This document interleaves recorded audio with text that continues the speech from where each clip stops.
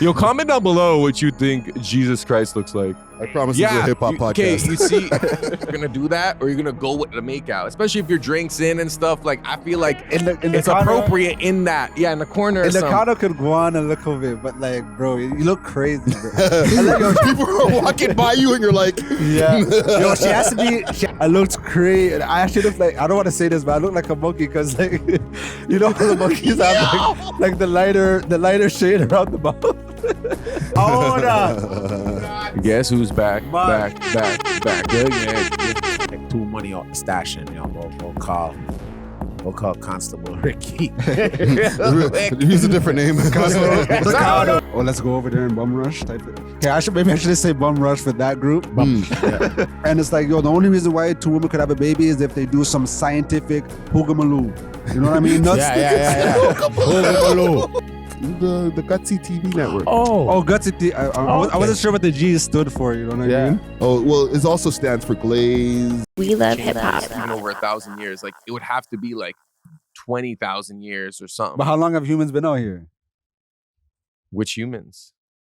Black people have been around longer than white people. Hold on, now That's why you guys gotta allow white people. Like, we're still learning. We just touched the scene. Like, nah, you guys pulled up and just caused havoc, bro. If y'all were to hear all of the stuff that we were talking about before the red light went on. Okay, we recorded. Now we are, but all the last 10 minutes that you guys having like this super deep philosophical conversation, we missed all of that, man. Sorry, audience, y'all couldn't get that, man. Oh, should we bring it back for them? I don't know, man. Y'all were getting We're talking about the origin of different races. Y'all were getting into the land of Yakubs and all that. Because Zar was talking about how he asked ChatGPT where white people came from, basically. Yeah. And ChatGPT said, oh, black people went to colder climates and over thousands and thousands of years, I guess they became white. The melanin, the theory that ChatGPT suggested was that because there was less sunlight in certain areas, gradually the melanin decreased. Not over 1,000 years, and that's exactly like it'd be like a one generation. Like, yo, I said how come thousands. I'm black and I've been in Canada and I'm not white? This guy say my talking points before I can say that. No. I'm joking, but you did say that. I know, but I wanted to say it. Okay, fair. No, but so break it down. What it would suggest is that, you know, melanin is almost like designed for sunlight, right? And then in areas that there would be less sunlight, because pretty much I asked ChatGPT, what is the evolutionary like benefit or mutation of white skin? Like, why would it happen? You know what I'm saying? And that was a theory that ChatGPT suggested. So the cold, like adapting to the cold? Adapting to the cold over tens of thousands of years where there's less sun. So like, it's almost like the vitamin D that's required would have to be like external because you don't get it from the sun. And I also seen this on a Facebook reel where like the nose eventually got smaller because of like to deal with like the winds. Or like the chilled winds or something. That's crazy. I'm not making these up. Like, these are just theories. You gotta have the aerodynamic nose to like, I don't know, offset the wind blazes and stuff like that. I guess I'm not no evolutionary biologist, but then natural suggested an alternative theory which deals with genetic. This is a theory that I believe. You know what I mean? Because I just don't think that mans go to Alaska and then just become white. You know what I mean? Like maybe like culturally they become whitewashed, but like I don't think you lose your melanin just because you go to a different part of Earth. You know what I mean? Like, so I do think that DNA splicing, DNA manipulation is a thing. So I do see back in the day, because even when they talk about how we evolved from primates, why are there still monkeys out here? If we came for like did those monkeys just not evolve or whatever? So I do see that like maybe extraterrestrial beings came through, upgraded, you know, certain Neanderthals, certain primates. You know what I mean? There could have been like different beings from different civilizations. So you have like your little Asian aliens, you have your Indian aliens, you know what I mean? You have your, whoa. So okay, keep going. So you know what I mean? So I guess they're like, okay, we're gonna populate over here, we're gonna set our people up over here.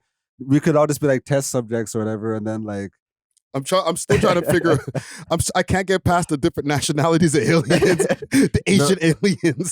I hear that though, because there's like, I do feel like we're all humans, yes, but like the way how there's like different kind of felines, different kind of arachnoids, like we are like different kinds of humans. We do have different kinds of DNA. You know, like white people do have a certain kind of DNA that comes from certain different animals, and black people have DNA that comes from other animals, you know, like if you go into rhesus monkey genes and all that stuff, but that's like crazy. But that's also, is that science or is that a belief thing? These are all theories. If you go into DNA though, like it is proven that our DNA is genetically different from white people and black people, you know? I hear that. I mean, Charlie Kirk suggested, I mean, I don't know how accurate. This guy's like Charlie Kirk suggested. No, he said like, oh, it's been proven that there's no genetic difference between like they can't tell if someone's black or white based on just DNA. That's what he suggested. I'm not agreeing with that. I'm just saying like there are alternative theories. But I think another interesting theory, which I've been seeing on my Facebook actually, was that, you know, like when black people were like ruling Europe and all these other places, like the white man was like the caveman. And then like over time, like he eventually like left the cave and then was civilized through like the Moors and like taught the ways of like humanity. Then there's also a theory that, you know, the original Homo sapiens who were black eventually like kind of wiped out Neanderthals and Dravidians, which were like different like types of like, no diddy, but like the Homo species, you know what I'm saying? Like human or whatever. And that's why you'll see like Neanderthal DNA spread out, especially more so in like European populations. And apparently there are certain parts of Africa where they have no Neanderthal DNA at all. What is, you see? So you kind of prove what is Neanderthal DNA? Which side though? Like what is that? How did that present itself? Apparently, like, does the person have a hunchback? Like, what is Neanderthal DNA? I'm not sure what the traits are. It could be like more hair. It could be like a certain behavioral traits. And there are certain genes that certain races have that other races don't have and stuff, you know? Like, yeah, well, I'm just not gonna go crazy because they'll start calling me racist and things. You know what I mean? But I feel like the genetic engineering, like it's pretty early into the pod, also. You know what I mean? The genetic engineering with the Anunnaki, like that could be plausible. Like I'd like to accept that. I feel like that'd be sick if that was true. The Anunnakis have entered the chat, man. Anytime you start saying those different buzzwords that I hear on different conspiracy YouTube videos, bro, you're getting one of those. Yo, we gotta get the clip. Where did white people come from? You know, that could be because good. Like, think about it. Are we the only like conscious beings in the whole universe, broski? Like, I don't think so. You don't think other beings are trying to travel space and like see let's see what's popping on Earth? Like, imagine if you could just like go to another planet, upgrade the DNA, and then just see Wagwan. It's like, oh, these guys. They just unlocked electricity. Oh, they're wilding over there. Oh, they have nuclear. Oh, they have nuclear bombs. Let's go step in, stop it a little bit. You know what I mean? Okay, wait, I have a question. You know how different cultures, like they would draw their gods on like rocks and stuff, right? And they were like these big beings, like even the Hindu gods. Yeah. So like that would suggest that like those are real beings that were like actually like floating or flying, or like a blue god, or like one with like bare arms and stuff. And imagine like we're walking down the street and we see like a 40-foot tall being that like looks kind of like us, but is more like we can't handle it superhuman. These days and times. We have way more information, and so that I or quote unquote woke. So now we question too many things. So we can't just accept that as like some kind of deity or some kind of like spiritual being. You know what if it was physically in front of you? Like it wouldn't be like, oh, like what is that? You'd actually just see like a 40-foot tall like humanoid. Fred is gonna start asking his pronouns and things. No, you're gonna no. What first thing I think I would do, me personally, and I feel like everybody else on the block would do, is this. Definitely start recording. Start recording it right away. You're not gonna be like, oh, behold. We're gonna be like, yo, we gotta film this and put this on the gram. And then they're big, that's AI. Yo, I'd be cheese if like I set up this humanoid civilization. You know, I went back like light years. I try to circle back on Earth just to see Wagwan, and then man's like, they don't rate me. They're putting out phones and stuff. They ask me my pronouns and like they're asking you if you're real. You know what I mean? You're like, bro, you're not real. Oh, you're bro. AI. You're AI. Yeah. Yeah, I'd be cheese still. But like, yo, I said this whole thing. Are you mad, fam? Fam, we've gotten too far off of the deep end, bro. It's now we don't know. We don't care. We don't respect anything, bro. So you think if Jesus Christ came back right now, man's not gonna rate him? I don't think they respect him. I feel like it depends. I feel like it depends how he presents himself. Cause like if he's just like a regular looking guy, He's gonna present himself like a waist suit, and then Matt's gonna start roasting him on Twitter. Not waist suit, but like imagine roasting Christ. No, like okay, what if They're he like, yo, this guy's an aura farmer. Why is he walking out of water like that? Yo, Wagwan with his hair, bro. What are you trying to bring back the 60s, bro? Get out of here. Oh, he's in his robe. He's trying to essay me. Put on some clothes. But like, think about it. Like, if you're the son of God, like you got to be taller than everyone at least, or like you got to be you got to have a low body fat percentage. Like, you got to look the part. You think he's gonna be like? You think he's gonna have like a beer belly? From what I seen in the pictures, the white Jesus pictures. That's not Jesus, bro. That's Caesar Bajaria, bro. Come on. And from my perception of the pictures, and usually I'm just seeing, not even just the pictures, like little movies, he looked like he's around 5'7" or so. You know what I'm saying? Even if he's black, if he's still 5'7", like imagine Kendrick Lamar with the thorns and stuff talking about, oh, I'm here to save y'all. I'm gonna show you who Jesus is, bro. Okay. Nah, he has to be. Nah,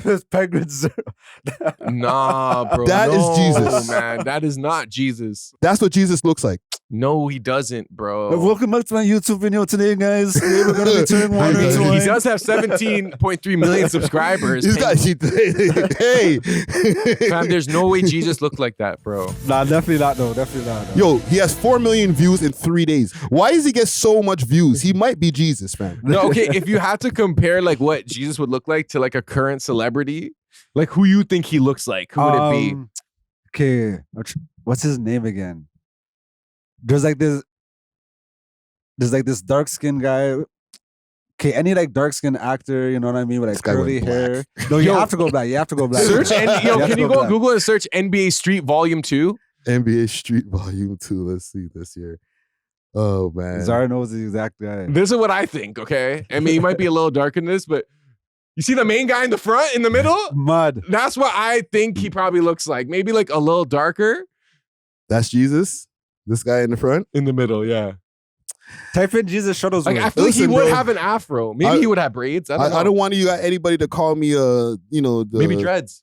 The raccoons or any of those forest animals. You know what I'm saying? But I'm just saying, like, y'all are putting him like, oh, well, he black. Like, come on, bro. He's definitely black. Because he might be Middle Eastern. Now, white people were just created. And, like, to me, I see anything with melanin as black. I feel like this whole, like, because even Dominicans, when they say they're not black, I feel like that's a new concept. We know black. Like, literally, I only identify with the country I was born. You know what I mean? Like, so I do feel like he was a melanated being. Okay, maybe he wasn't like American, like FBA. He wasn't an FBA. You know what I mean? But like, he was a melanated being with coiled hair. You know what I mean? Which is black to me type thing. Like, well, I've always, hair like brass and feet like copper and stuff like that. That's what I'm saying. Yo, search Black Jesus Russia. Because apparently this is like one of the oldest images of Jesus in like, make sure you type black though. Don't just type Jesus Russia. Allow you get beer. You just beer vodka and things. Vladimir Putin.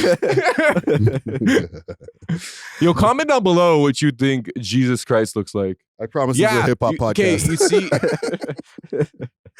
you do look pretty black still. Like Afro-Asiatic kind of vibes, maybe. I don't know. Or even the one right there beside it. This one here? No. Yeah. You know what I'm saying? Like, I can see that. He looks like Selassie. Wow. Jeez. Wow. I feel weird if I have a whole other pre-topic. No, let's get into that. I feel weird taking the pivot, bro. We're having like this deep, freaking philosophical, theological conversation. Now let's talk about Sweetie. But Rick Ross, his girlfriend won't kiss him. Another black man. I'm sorry. I'm shallow. Nah, this actually cheesed me, So, okay. All right, real shit, not serious because it's not serious, but getting back to like the stupid shit that we get to, right? Rick Ross broke up with his girl, American supermodel. What's her name? Jasmine Kendrick, because she wouldn't kiss him on the mouth in public. So there's multiple occasions where he's trying to give her the smoocheroo, and she just, I don't know, bro. Watch this. Watch out. Oh, lead to the side. Lead to the side. Oh, Ricky. Oh, lean God. Back. That's crazy. He's looking at her like, bae. Cringe. And I pay your credit card. Watch this event over here. He's trying to kiss her again. Lead back. Oh, lead it back. Yo, she's gonna break her back, fam. All she needs. All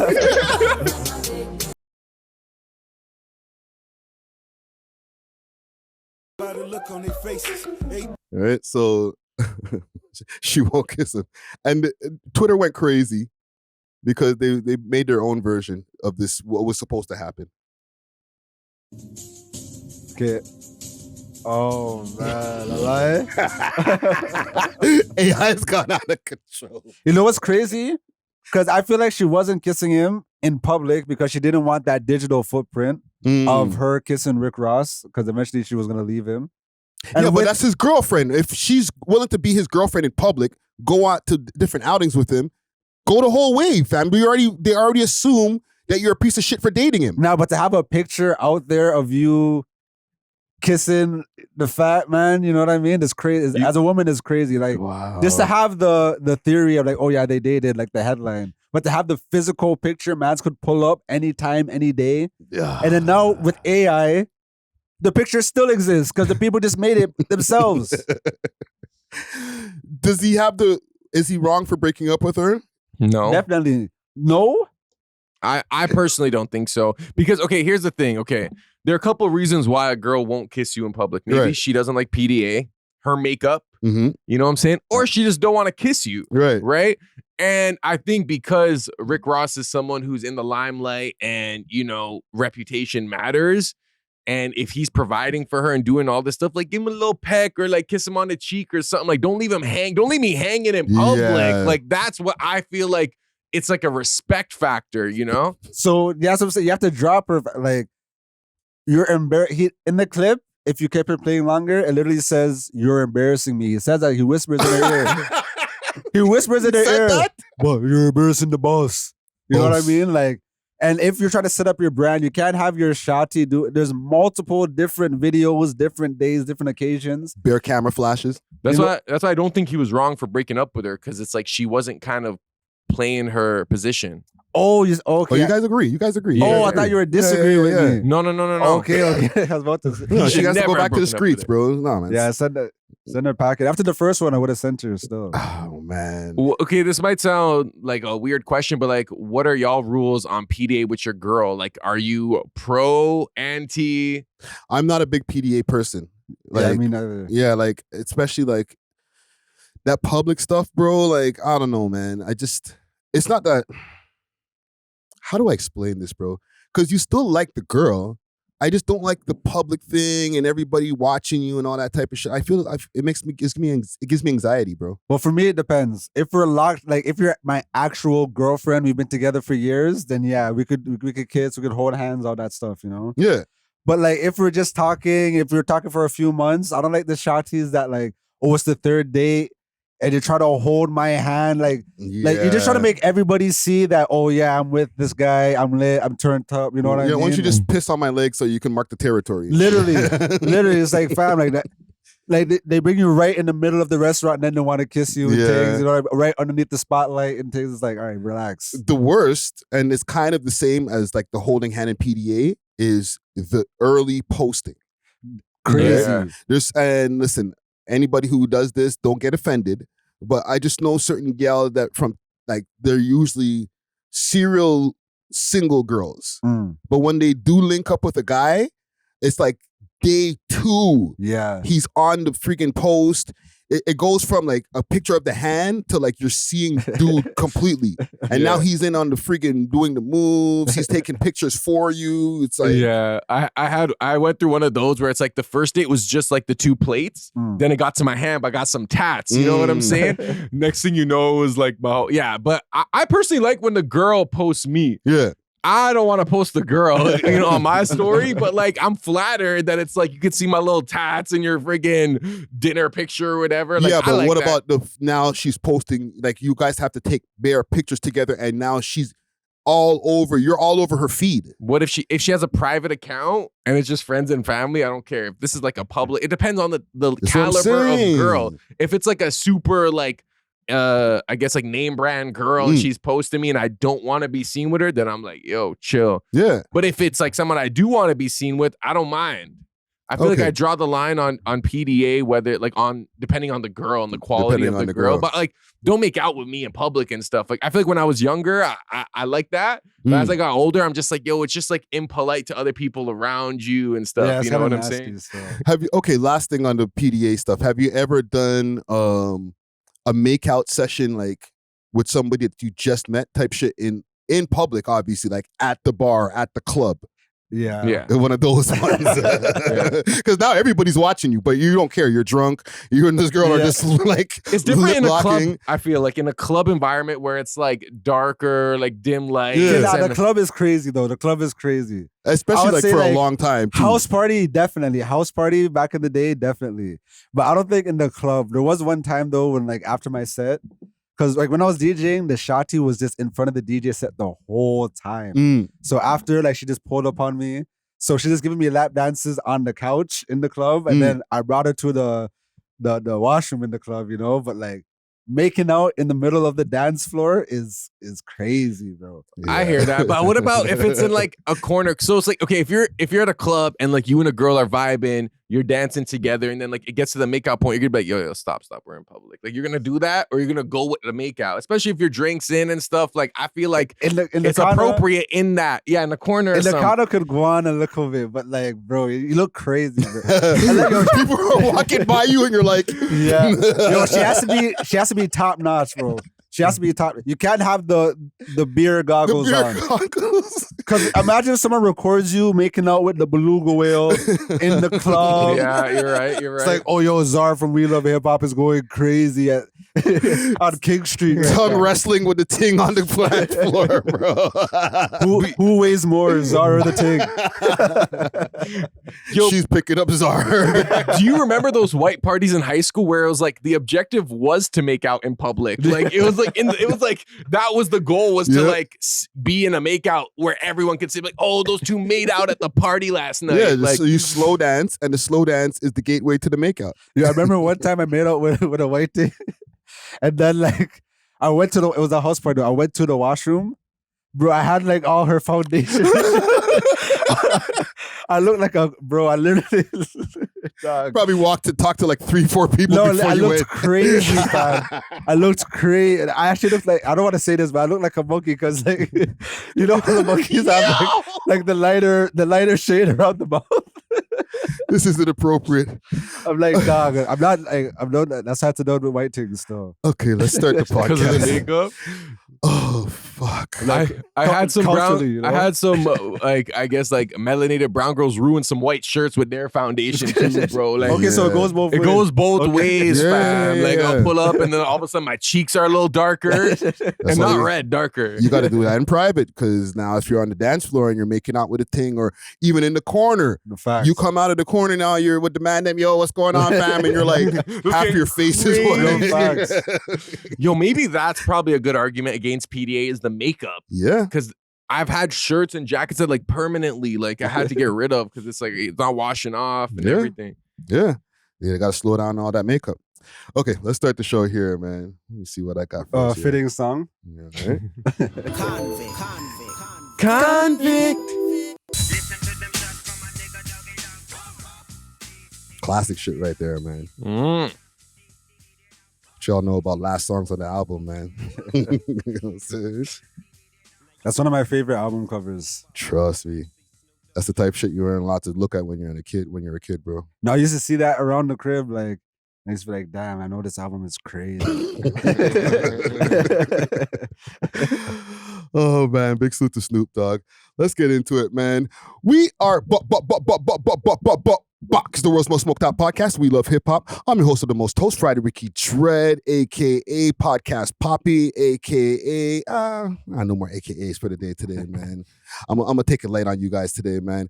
We back over here, episode 623, if I'm not mistaken. B3 Studios. We got back over here, the Turkish Thrill. Okay, DJ extraordinaire, content creator extraordinaire, DJ Czar in the motherfucking building. building. Let's go, man. Yes, sir. Yes, sir. DJ Czar, aka Burl Sound, aka Young Shawarma, aka Cheeseburger, aka Zarly Kirk. Yes, sir. Back at it like a crack addict. Yes, sir. Yes, sir. And we got Back at It over here. Jeez. You might see him traveling all over the country. Man. Okay, Mr. Montreal. Right now. You know what I'm saying? Also DJ extraordinaire. Jeez. DJ Natural Wave in the motherfucking building. Let's go, man. Mad. Yeah, you know, fresh from Montreal. I know. I was there last night, but I'm like, I can't miss the pod, so I just skirted here. You know, I'm a little tired, but we won't make it through. Yeah, no, super appreciated. I still got anything on my face? No, you good. I'm good. Listen, big salute to Dusty Wallace. He's actually on his way here right now. He'll pop in at some point of the episode. Just traffic is crazy in Toronto right now, but big salute to him. But before we get into it, I want to give a quick salute to the sponsors, starting off with Diamond Club, aka Cans. If you want to get some super piff, delivery of that piff anywhere in the GTA and across Canada, you got to hit up Cans. Cans keeps the piff super fresh in those cans. All right, and like I said, delivery across Canada. Hit them up on their Instagram page. That's Cans_Canada, and you could also find them on the Diamond Club page, Diamond Club _Ontario. You know what I'm saying? Other than that, I got a lot of topics, so I'm trying to speed through. Announcements.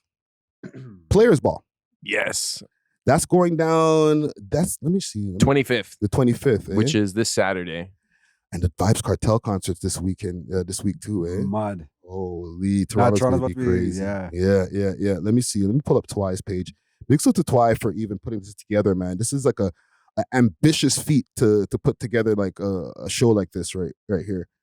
So, okay.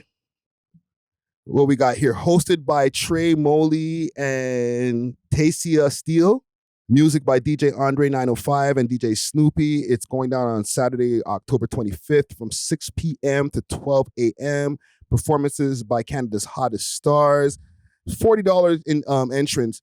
They don't have the actual location. It just says downtown Toronto. But if you go and inquire as far as Ticketmaster or whatever to get in contact with them, that's when you can get the location, right?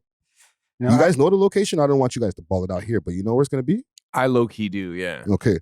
So it's going to be a good spot for an event. Yes. Okay. Yeah, I'm excited. I'm excited to see how this goes.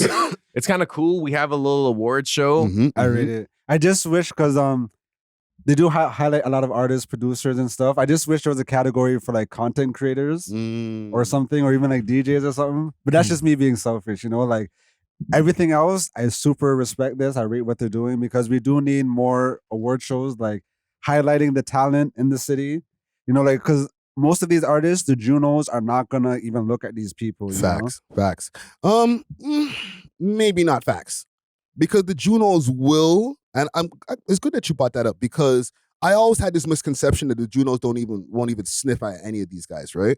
But if they submit or they try to make themselves part of that community and stuff like that, big salute to Arlo Maverick. I interviewed a gentleman like maybe about 2-3 weeks ago, right? He's like, a lot of guys don't even submit, bro. Nah, we submitted one year. And I'm never gonna talk about us. Even if you look at the reggae category, bro, it's the same people win it every time. Right.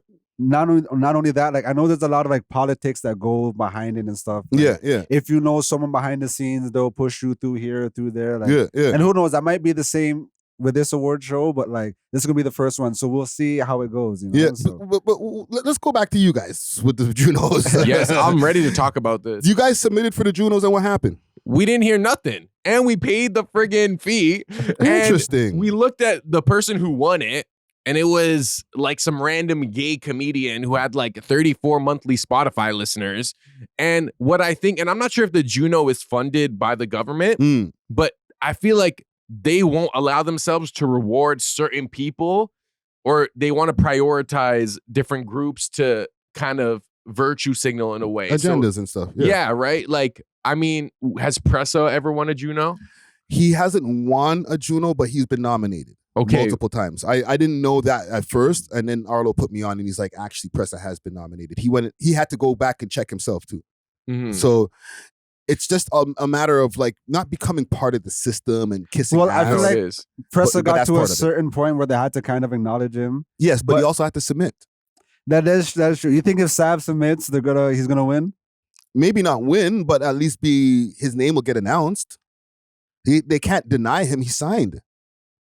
Submit it. Okay, the fact that he signed, I might change things still. Same with Casper. Casper, if they were to submit Casper's stuff, he has a good chance of winning. Maybe the politics that we were talking about is going to prevent him from winning, but at least he can be nominated. Well, at least with this show, you don't have to be signed to get nominated. Yeah. You know what I mean? And a lot of these people that are signed, like even like the guy that Zara was talking about, bro, these people have no motion. These people have no traction. Like the friggin' comedy album we did, like the videos we dropped, got way more traction than them. I figured that would have at least got us a nomination, but it doesn't. You know what I mean? They don't care about that stuff, man. There's a combination of traction, but then there's like people who are listening for the quality and if they they like their taste in their music or whatever type shit. And you guys, it was like a comedy award type thing, right? Yeah, it was a comedy album. It was musical too. So you can submit a comedy album and it just be stand up. Mm-hmm. Right? We had like elements of comedy and music. And real music, yeah. And I do think that I'm not sure like who the panel is that decides who wins a Juno, but I'm sure it's also influenced by whatever agendas that the government is it government funded? Like, can we find there that is out? government funding that's in there, but then there's also a lot of big sponsorships that they get in there. They'll get like so they don't want a bunch of YNs and a bunch of yeah. But I'm also waiting for a response from the Junos to see if I can get onto the Juno voting committee. That would be mad. That would be good, actually. Right? So we need more. It's not like it's closed off to like the street niggas or the field niggas. Oh my goodness. But salute to Twy. Look out for that October 25th. It's going down.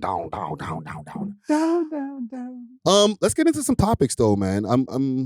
When Dusty will pop up at some point and he'll jump into the topics right here. There's a lot of different things going on here. I want to start with this Doechie concert. Oh, that somebody knock on the door right there? Is that Dusty Wallace? It's open. Open the door, man. Open the door, man. Open the door, man. Hold on. Guess who's back? Back again.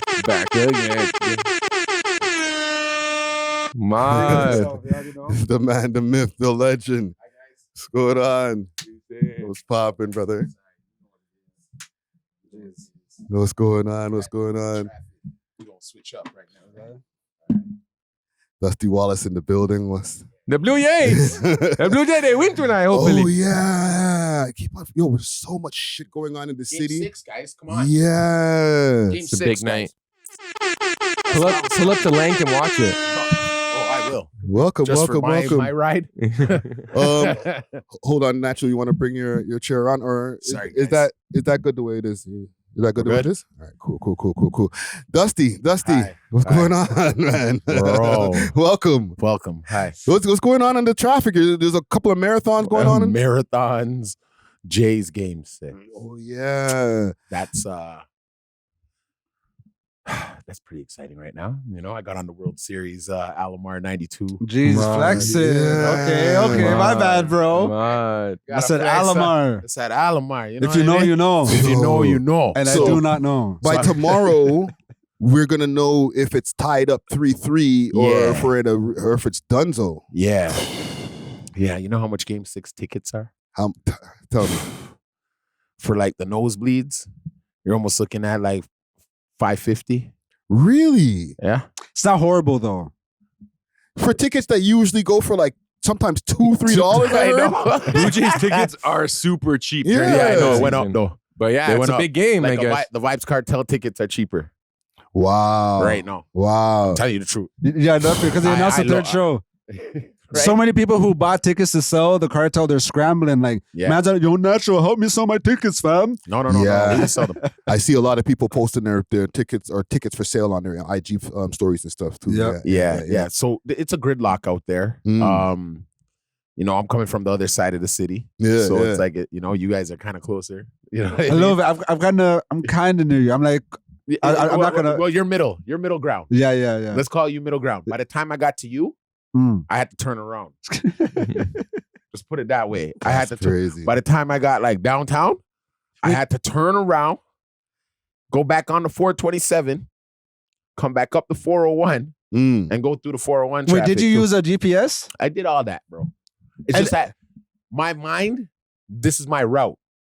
Okay, you know what I mean? Okay, like, so this is the route. Like, you didn't follow the map. There's no traffic any other time but today. So it's like, what?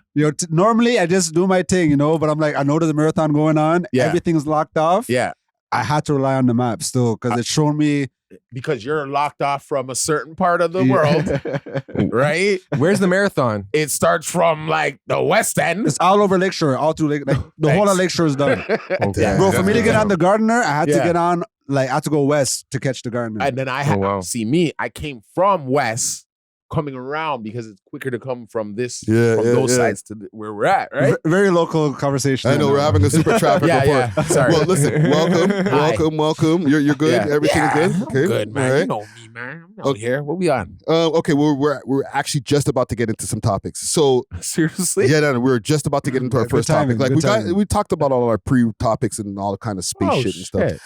You would have liked the first topic though, boy. I didn't miss nothing then. No, you're good. You're good. All right, cool.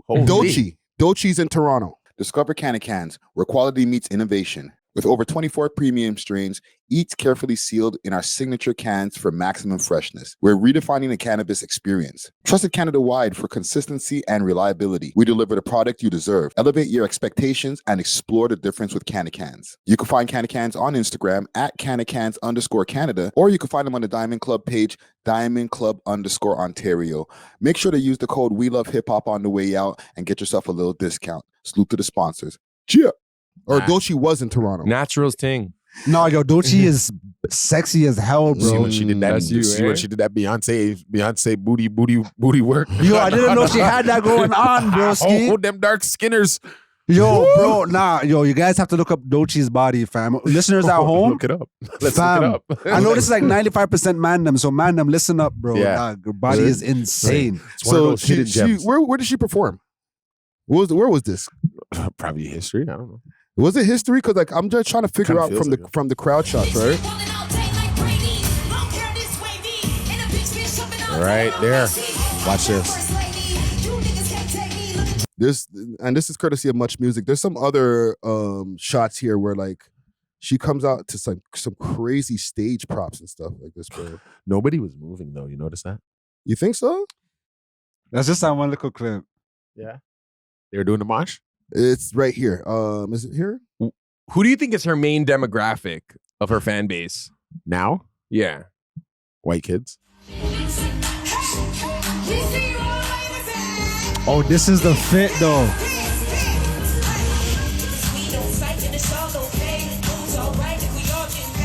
Do you see any movement? There's a crowd shot. Hold on. There's a crowd shot right here.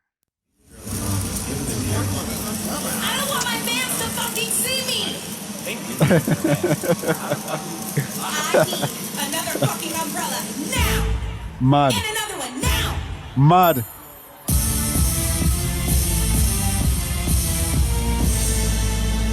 Is this the Make It Rain intro?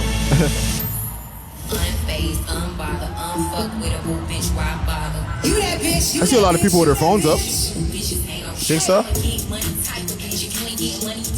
I've seen a couple one of these. Hold on, what are you guys saying? There's nobody moving. They're paying to go to a concert just to go watch her and just stand up? Yeah. But I think that's why I asked about the demographic. I would say her demographic is like the all black girls, you know, like and then like the white things, you know what I mean, and then like the gay dudes. Yep. You know, I didn't want to go there. That's the demo right there. You know what I mean? So, and I feel like she's doing the right things for her demographic. Like, I'm not going to be at a show. No. But when I see the clips and I see the body, I'm like, all right, I'll like that video. Yeah. So let me ask something. Let me throw something into the pot here, because Joe Budden just kind of went viral the other day for asking. He just put it into the air. He was like, "What's going on with Doechie?" Propaganda, bro. Right? And then he was like, "Oh, you guys don't gotta respond. I just asked the question, right?" But she kind of just been kind of quiet. And then the more concert footage started popping up of her doing her thing now.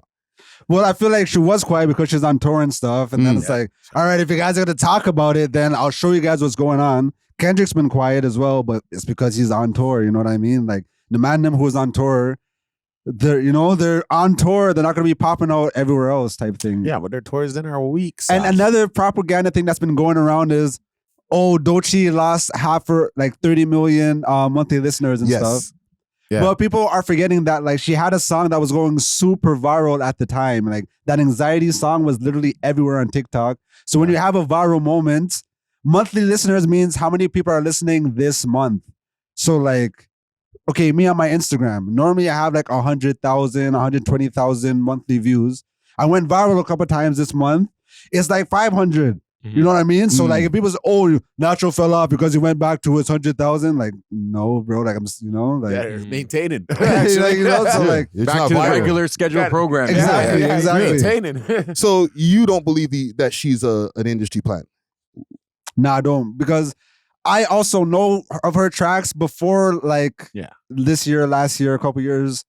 She has a track with Kodak Black. What it is, what's up? That was like super big. People don't even realize that was Doechie.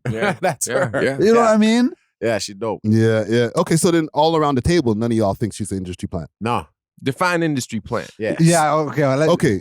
Somebody that the industry puts in place makes you believe that the growth is organic and they might have came from independent and then did the grind and got signed, but the whole time they had this person signed and generated this whole persona. I don't think she's an industry plant, but I do think that TDE put the huge machine, like the biggest machine behind her. I would agree with that. They put the main budget. The budget that's supposed to be for Ab-Soul and them guys. Got erased. Like, nah, Fill and void. Literally. We're going with this right now, dog. You know what I mean? So, I do feel like it's kind of leveling out a little bit, but like I don't think that she fell off or anything. Nah. Like, I have a question. You know how you said like her black fan base is usually the alternative black demographic? Like, why don't you think the mainstream black demographic or the hood black demographic is like part of her fan base? They listening to Sexy Red. They listening to Glorilla. What do you think? No. I believe they're listening to her, but not in public. Okay. You get what I mean? Like in the crib, like they're just in the preying car. it, or they're actually bumping it? I think she's dope. Yeah. But I'm not going to her show. You get what I mean? That's the all. Is it because of how she presents herself? It's kind of more like... Nah, it's just... Nah. It's not for you. Okay, No, I'll say... it's for me. But I'm saying for certain girls, they want to shake their ass. She's shaking her ass, but not to the music to shake your ass too. You kind of see where I'm going with it? So it's not going to relate to the girl who's like, shake that asshole. You know what I mean? It's not who wants to go to a show and turn up. Yeah. That show didn't even look turned up like that. So I'm going to be real with you. You're not going to, a person like a girl who's like hood, you know what I mean? Yeah. It looks more like theater to like a hood girl. Yeah. You know exactly. I would say this too, like... She's on a date with a white boy. Okay, I'm a Tyler the Creator fan. Sorry in the cut. I'm a Tyler the Creator fan. When I went to his show, you know what I mean? I didn't see a bunch of YNs, you know what I mean? So I would say even Tyler the Creator, a lot of his black fans are like more alternative type thing, you know? So I feel like it's the same kind of vibe. If you go to a YB show, then it's all YNs, you know? Stella Clava's up. You know what I mean? Like, how you get your plane weight, ho? Right? Wow. You might get taken out of your front seats if you're at the freaking YB show. No, bro. facts. You know what I'm saying? But listen, I just wanted to put that on the table. Salute to Doechie. You know, we've never brought her up on the podcast, but like she came to Toronto, so like I guess we may as well bring her up. But speaking of somebody in Toronto who has had a successful tour, NorthSideBenji, man. I think the tour is done by now. By the time that we're talking about this, right? Where else did he go? Calgary. He went to Montreal. I know he did a couple of spots before he got to over here in Toronto. Like I know he did Hamilton and a few other places, but pretty much everywhere he went has been sold out. Not even that much promo when you really think about it. You know that is pretty dope. How many dates have to be on the thing for it to be considered a tour? Is it like 3+? It was I'll pull up the more than 5 dates. It was like 7 dates or something. More like. Let me pull up his page here just so we can see the The tour itself. Do you know what type of venues he was performing at, like in terms of Montreal, capacity? Okay, that's mad. I can find out. So, okay, for example, like here, he performed at Lee's Palace, and Lee's Palace is sold out. Right? Lee's Palace holds like what, like 600, something like that? Yeah. Great. You know what I'm saying? And I think he did 2 nights over here. Yes, so like he was able to do 2 nights in Toronto, and I don't even think that was planned on the. Actually, it was planned over here. So look, sold out, and that was he posted this back in October 6th, and it was already sold out at that point. You know what I'm saying? So days before. But yeah, he went to Montreal, Toronto, Calgary, Edmonton, Winnipeg, and then Vancouver. So I don't know. That's a nice run still. Yeah. Is he independent? For the most part. Yeah, for the most part. Like he's I don't know. I'll pull up a record in a second. Hold on. Let me see. Show some show footage over here. I'm gonna ask ChatGPT.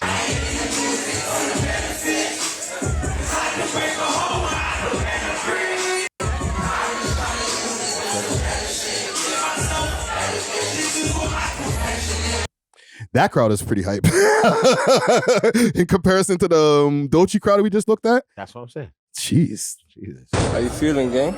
I'm feeling great, gracious. You dig what I'm saying? Alhamdulillah. Alhamdulillah. You dig? Yo, Ben, Shout out Shinobi in the cut there. I see you. Shout out your boy Navindir. Let's salute to Nav. everything coming in lovely, so I never settle. I hope these niggas don't come for me. And big salute to Kenzo for the video also, man. Sick video. Yeah, the recap video on YouTube. But this is a W for him, man. I talked to Lucas the other day on live stream too. He was like, yo, more people need to be doing this, or like this. These venues need to let this shit happen because they're missing out on money, bro. He probably sold merch and all types of shit at these places too, bro. You know what I'm saying? Well, does he have ops and stuff like that? Not really. So then he can do this. Yeah. Yeah, his style of music kind of allows him to freely perform and not have to work. Because I would say it's kind of R&B. Would you classify that as R&B? I still think I look at it more as rap, but like melodic rap. Melodic rap. You know what I'm saying? It's just that he's not overtly going at anybody. Like they'll talk about like we'll slide and for our peoples and whatever. But they're not like, yo, you guys over there on this block, we have an issue with. Like it's not that kind of rap. Because wasn't Sav talking about how he tried to book some shows, but like the venues wasn't having it? This happens, bro. You know what I'm saying? And this is too much. This happens so much that it prevents like Toronto man from getting a real run going on. You know what I'm saying? So it's like if people could look at this as an example and say, all right, well, if NorthSideBenji can do it, maybe we can try it, or the venues can take the risk again and see what happens. Or Manic would just pull a Daniel Caesar, you know what I mean? And say, yo, meet me by like Thorncliffe Park. And get sprayed up. Yeah. I don't think Shinobi and the man were out there that day. For that one. Still. You're on your own. Security. But just do it on your block. Yeah, right. Yeah, like these guys move out of really, like, a long time. You think if if a man who had polys did a show on his own block, like it would go bad? I think it depends. If it was a pop-up show and no one knew, I think there'd be less risk. But if it was advertised, if he announced it a week early, as long as there's police presence, his ops are gonna comment, "We'll be there, Brody." Yeah, but then they know there's police presence, and you're not getting through. Like, you'd have to if it was like a kids thing, like kids are gonna be there, right? But like you make it like a barbecue, then maybe you can get away with it. Because I remember barbecues though. Yeah, those get shot up. Those get more. No, because I used to DJ for like Janie and those mans, whatever, when they would have like their private events. And then one time they brought Chinese Kitty, which had her track with top 5. And then it was me and them dog DJing, like, and they had like a little barbecue type thing for the music video. Yeah. And it was mad calm and stuff. They did it on their turf. Everything was calm, but it probably wasn't advertised like that. No, it's not going to be. And because that day Bundog was there. And exactly. So you're not going to like advertise, hey, hi. Yeah. We're over here today. Come see us, you know? You want some chicken? Like, and normally when I'm booked for those events, like, they don't give me the address until like the day. Until I have to be there. Like if I have to be there for 10, they send me the address at 10. Type thing. Like I'm like, yo, I'll be messaging them like, yo, fam, like I need the address so I can make my way, blah, blah, blah. And then like they don't want no other. I rate it. Yeah, but then you can still get the text and then send it off to someone. No, exactly. But I would meet you there before. But then they know who to blame. But then they know who to blame. Okay, we said it at 10 o'clock. We know it's him, nigga. Because we said this other nigga at 9:30. It couldn't be him because it happened at 11. And I feel like in those situations, the crew almost acts as security. Like everyone is kind of watching, making sure that everything is copacetic. So let me ask you guys, do you think that Pressa could do, I know he's already been shut down a few times by Toronto police. Yeah. Because think about the fact that Pressa hasn't performed in Toronto in a long time. If Pressa performs here in Toronto, let's break it into two-part question. What venue is he doing? Bar mitzvah. Private parties. Besides the private party, but like what venue is Pressa? How much does history hold? Good question. Let me pull it up. Or Opera House. It's like 1,500? I feel like Opera House is like a 1,500 place. Yeah. All right. History. I'm not even spelling right words right now. It'd be an up top thing though. You think you can get 5,000 people to pull up? I think there's probably 5,000 Pressa fans in the city. For sure. In his city, definitely. But the whole city's not gonna be there. Let's just be real. So I can see only like capacity. Yeah. Let's put the capacity. 2,000 max. 2,500 people. Yeah, he could do history. You could do history. Now I feel like Drake will make sure it's secure for him. So why can't we have that, bro? I think the Toronto police needs to like ease up and no, we can. I'm sure he wants to, but he's been shut down by Toronto police for years, bro. And now there's tried and true shows. There's been shows happening. Not just NorthSideBenji. There's been Free A had a show the other day that went on successfully. Like, let the man perform, bro. He's gonna bring money to the city. Does Smiley do shows out here? He's done shows out here. He just did one the other day on like Young Street, out in the open. Yes. On the block. Let Pressa perform, bro. Outside with a little stage. But does the Toronto police have the authority to prevent a business from operating the way they want to? Like they can just recommend, don't book this guy. They can't actually like, you're not allowed to book this guy. Can they? Okay, it's kind of weird. I'm not a cop. But if I was a cop, I think I would be like, yo, I'd be really interested in this rap shit. Where I'd be like, yo, shut down their thing until they come to us and talk to us about having a thing. You get kind of see what I'm saying? Yeah. So like they gotta kind of like, you gotta rub shoulders, I think, with them now. You gotta pay them off. Mans are not trying to call feds. I want some money from your ticket sales. That's how I'm saying it. Mans are not trying to call feds to I'd have be like, yo, show. straight up, I'm shutting down your thing, or I want ticket sales. Maybe man are saying flipping the bird and being like, nah. Like, well, okay. They have to get on duty cops. I spoke to Lucas about that the other day, and that cost them a couple of grand. That could eat into your thing like 4 racks at least. Okay. Because you have to get 1 sergeant and 2 other guys at least. But Mans are making 150,000 a year, right? So hold on. Now you see where I was going with it. Like, yo, you need to give them some bread. I like they're making all this money, right? Deep fried and wool. All these guys are crying about, Toronto rappers are making 100,000. So take your $200,000 and pay 4 bands for your off-duty cops and do your shows. Yeah, but it's like, okay, for example, if you pack out history, fine. Yeah. 2,500 people, $30, $40 a ticket, fine. Let me give you 4 racks for Even the police. 25. Right? Well, because you still got to pay like whatever. You have to get a certain amount. Like you have to have 2 to 3 police.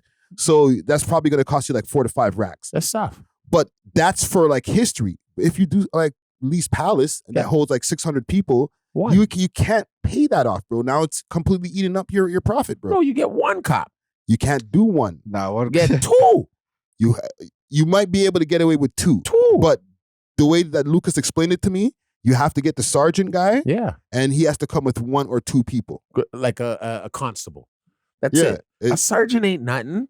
A sergeant is like 5 years on the team, fam. Like there's a bunch of sergeants. But there's a rule to it. Like they can't just get like whatever, just 1, 2, just random cops. It has to be whatever, their supervisor and then 2 other people with them. Yeah. So it's like they force you, it's like almost like a money play. Like I can't just get 1. I gotta get a 3-pack. What I said. So I do make sense when I'm like, they kind of want in on what we're doing. Yeah, but then it's like the bigger the venue, you might need a 6-pack of cops. And it's like, bro, how much money you want from me, fam? Now I got to give you 8 racks? Yeah, but don't put it in the budget. But it makes sense, though. Like, even when Kendrick came, they're like, we had a cavalry of police with him. He might not have paid it, but like the police presence is required for like if you're bringing thousands of people to one space, you know what I mean? Like chaos can ensue. Yes. Like, you gotta prevent a riot. Yeah, I've been to Snoopy parties where it's only like a few hundred people and chaos has ensued. You know what I mean? So, so imagine like 1,000-person venue. Like, yeah. No, it makes sense. But I think Pressa, if he could do like history, you know, get like 3 cops to come through, whatever, to hold down the 2,500 people. Yeah, they should be able to let him do that, bro. It's been enough time that he hasn't done it. But it's because he wasn't doing that. But do you feel like the police could just say, you know what, we're not going to send our sergeant and our supervisors there or whatever. No. Like, we're not going to do our job. Like, maybe they hate Pressa that much that it's like, no. Because why wouldn't Pressa have done that then? Bro, they shut him down when he was supposed to perform with 50 Cent. But that's 50 Cent. But exactly, it's 50 Cent. He should have already, because 50's such a big artist and for where he's going to be performing, at least give him the bly where like nothing's going to happen when he's performing for 50. But what do you mean shut him down? So, like they said he couldn't open for 50. Yeah. To who? To the venue owner? Yes. But doesn't the venue owner have the right to refuse that advice? It's a legal like command where it's like he's not allowed or you're going to get arrested. Like, are they going to do that? I don't know about that. I don't know about that. I feel like the venue owners get a little shook and then just follow police orders. But like, I feel like they have the right in terms of them being a private business where it's like, you know what, officer, you don't have the authority to say who I can and can't book. But Canadian culture is different than American culture. Like, I feel like American is more like, oh, F the system, I'm gonna do what I want. For the police. And out here we're kind of like, oh, we want to like oblige with the rules. We want to be like law-abiding citizens. Like, especially like the business owners and venue owners and stuff. Like, they're probably worried about losing their lives. They probably want to stay straight to the book. You know what I mean? There's still more than one way to skin a cat, right? So like when I take it back to like why Suge Knight had police on his team for security, there was something that was being done to them before for him to say, all right, I'm gonna go get the boy them.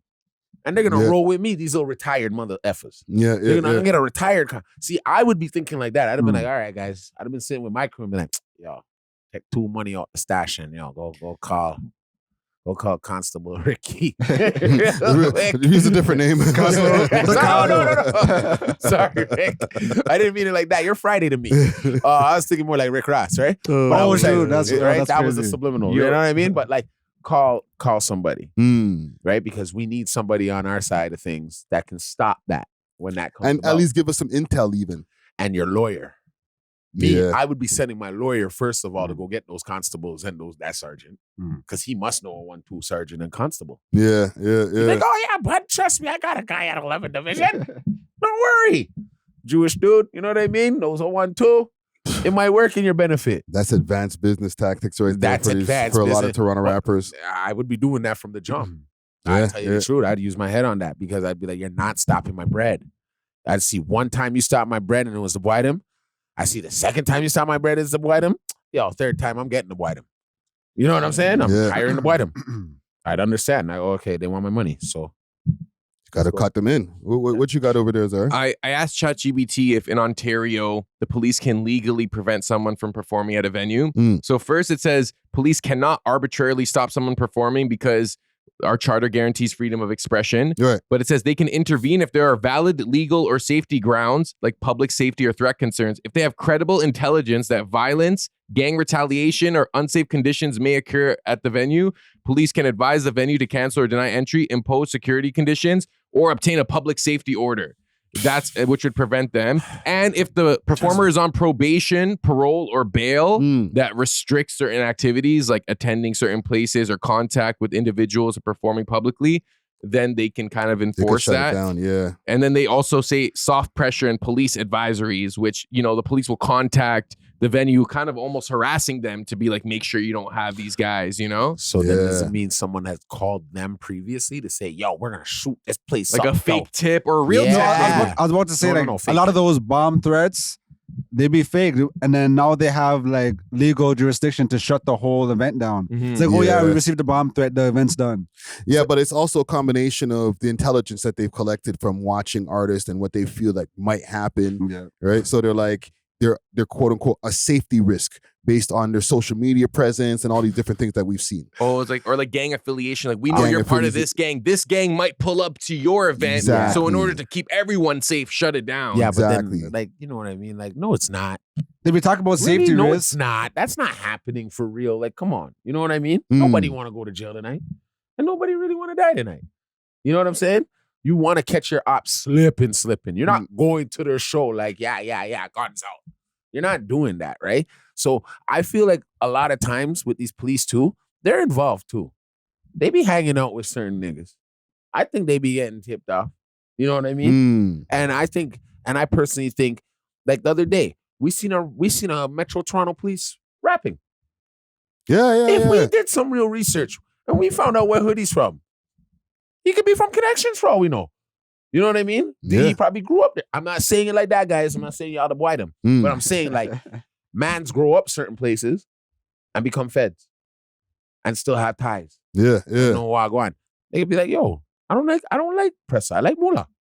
But if I really hated someone, I could call in like a fake threat and shut their whole thing down. And the police who already don't like this artist are just gonna be like, you know what? We got a threat. Gotta shut it down. Public safety order. But that's the adding to the, you know what I mean? That's the icing to the cake. But really, it could be sometimes it could be very personal too.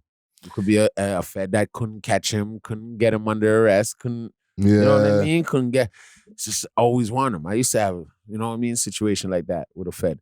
I always wanted my ass, and until I got older and told him to F off and got my life together. You know what I mean? So he couldn't get me for nothing. But it works like that. They're on your ass for a bit. He just probably has to make better music, which he's doing, and that won't happen. Well, it's going to be a little bit harder than just better music. He's going to have to like shed the reputation or like outlast the reputation that they've already put on him. You know what I'm saying? If they feel, and this, I know this is a NorthSideBenji topic, but like I brought up Pressa because like I feel like Pressa should be able to do same thing as how NorthSideBenji is doing. You know what I'm saying? A tour in Canada, even by himself.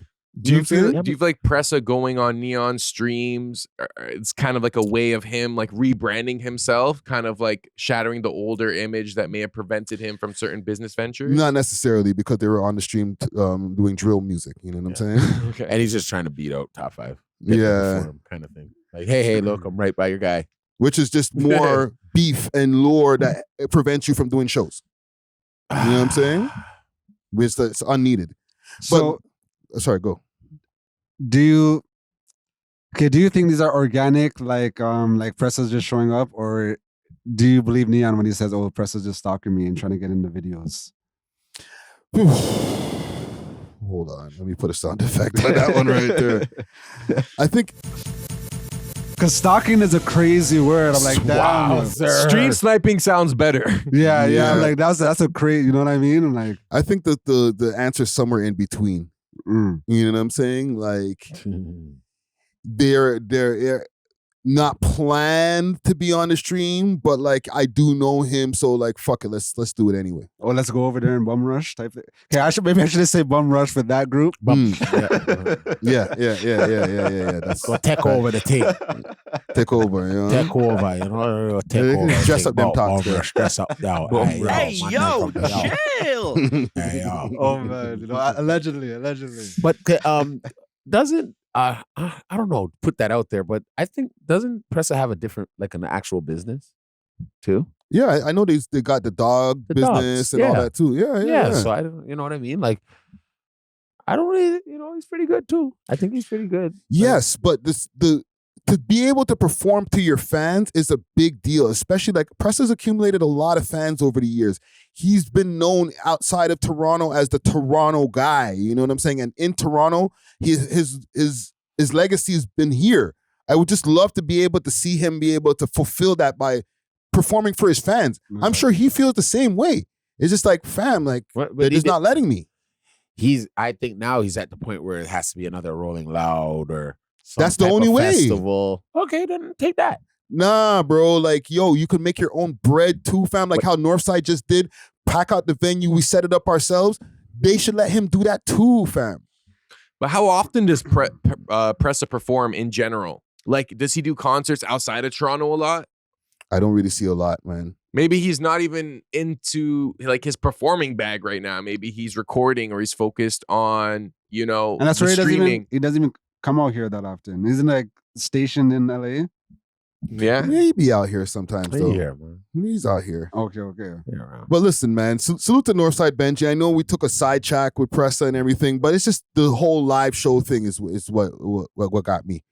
But I was playing Snoop Dogg in the beginning of the podcast.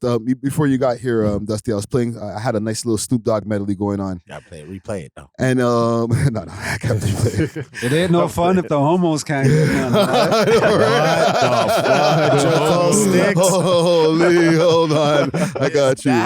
Is that what you said? Chill. Hey, yo, chill. So Snoop Dogg took a knee. This is how I have it titled. Snoop Dogg took a knee for the LGBT. Knees. All right. So he has he has something called Doggyland coming out. So for Spirit Day, Snoop Dogg has partnered with GLAAD to support the LGBTQ youth and families. He's also collaborated with singer Jeremy Bolate on Love is Love, a new song featured on the episode of Snoop's animated children's series Doggyland. We're showing the next generation that kindness is cool, inclusion is powerful, and love always wins. Kingfish. Delta fish. They got him. Ultimate fish. So do you guys know, I have a theory of why he's like because he got called out when he said that what was the thing with his nephew, and his nephew asked him about some sit-in that had to do with the LGBT, and he said that, I shouldn't explain that to you, your parents should. And then they try to cancel him for that, which is like, I thought that was a fine take. Like, and that was like maybe 2-3 months ago. And then now the man, but I just don't like that they're peddling this to youth. Like the man's making a whole kid show. Bro. No. There's something he did. There's something they won't. I'll play it. The man will just take any bag, fam. But how many sons does he have? He has a son. What was the movie with? It looked kind of fun. Buzz. It was his grandson that he took to the movie. Not that one, but the new Buzz, the Lightyear. I think it's called Lightyear. Yeah, Keke Palmer's in that movie. Okay. She plays like the daughter. So we watching it, and the lady. They got the Murder is the Case music playing. They move on into the space years. They move down the line. They're like, man, she had a baby with a woman. Well, my grandson in the middle of the movie like, Papa Snoop, how she have a baby with a woman? She a woman. Oh, shit. I didn't come in for this shit. I just came to watch the goddamn movie. Hey, man, watch the movie. They just said she had a baby. They both women's. How did she have a baby? Shh. The movie ain't over with. So it's like, fuck me, I'm scared to go to the movies now. Like, y'all throwing me in the middle of shit that I don't have an answer for. And what's wrong with that? Like, if a kid asks you a question that you don't have the answer for, what's wrong with saying, like, I don't have an answer for this? Like, we could discuss it after the movie. You know what I mean? I got kids. Hold on now. They're gonna be like, why? Then find another angle on how to ask you. You were a kid. No, I feel you. But I'm just saying, I don't see anything wrong with his answer here, but they try to counsel him for this. Yeah, they were on like, they try to say, in the moment, you should have informed them. You should have educated them. Mm-hmm. You should have been informed to give them a proper answer on why 2 women could have a baby. And it's like, the only reason why 2 women could have a baby is if they do some scientific hoogamaloo. You know what I mean? Yeah. Hoogamaloo. Nothing for real. natural, nothing. Now you get a sperm donor. Yeah.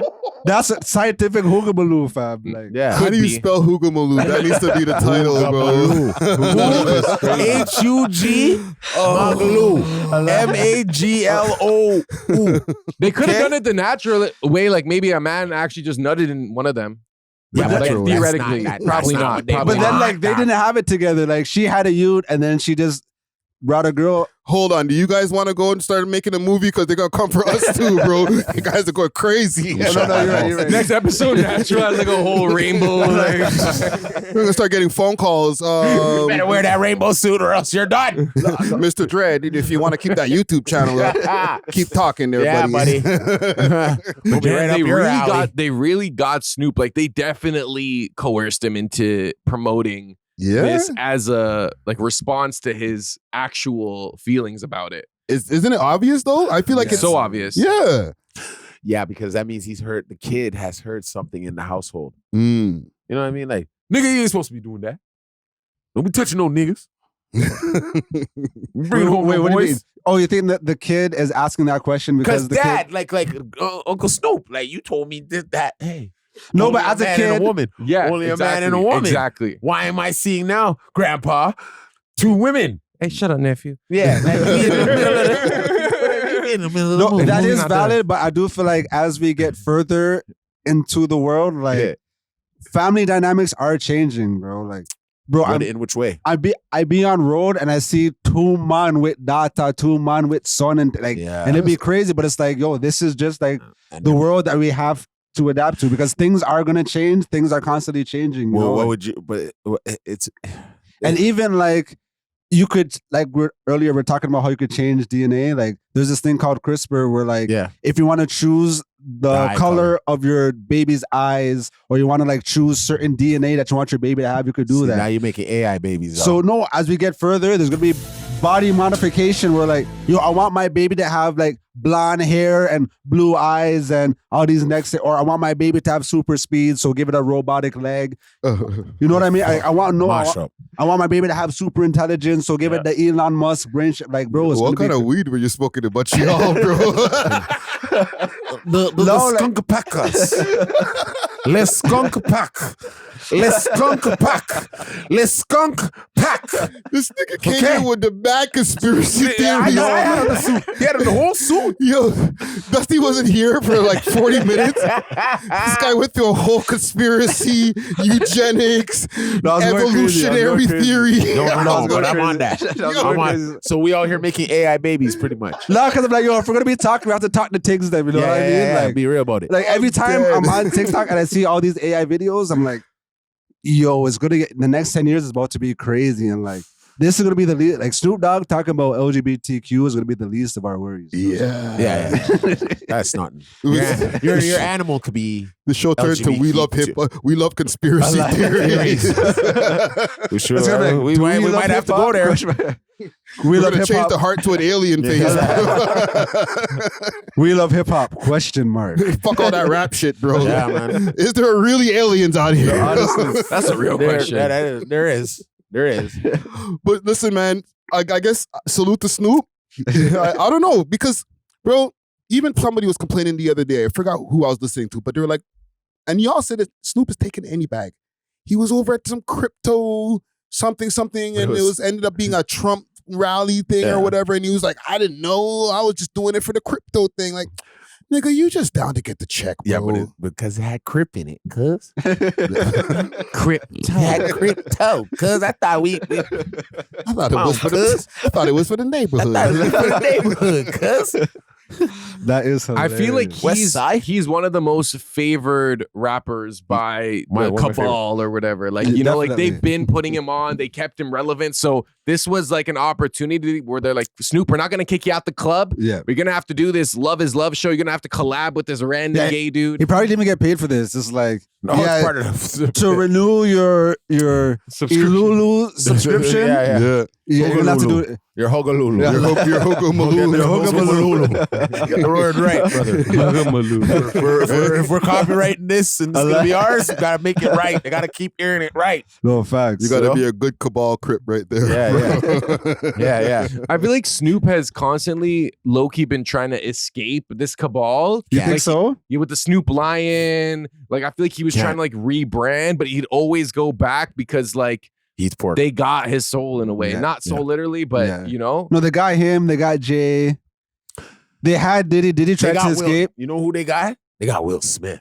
Yo, that's who they have. By the ball. Girls. I love pretty girls. And anytime some shit's about to go down in the industry, they send him out. Pops up. Yeah, they said, all right, you gotta go embarrass yourself real quick. Let's go. For free. So maybe Snoop is in that same alliance. Like, they're like, okay. For sure.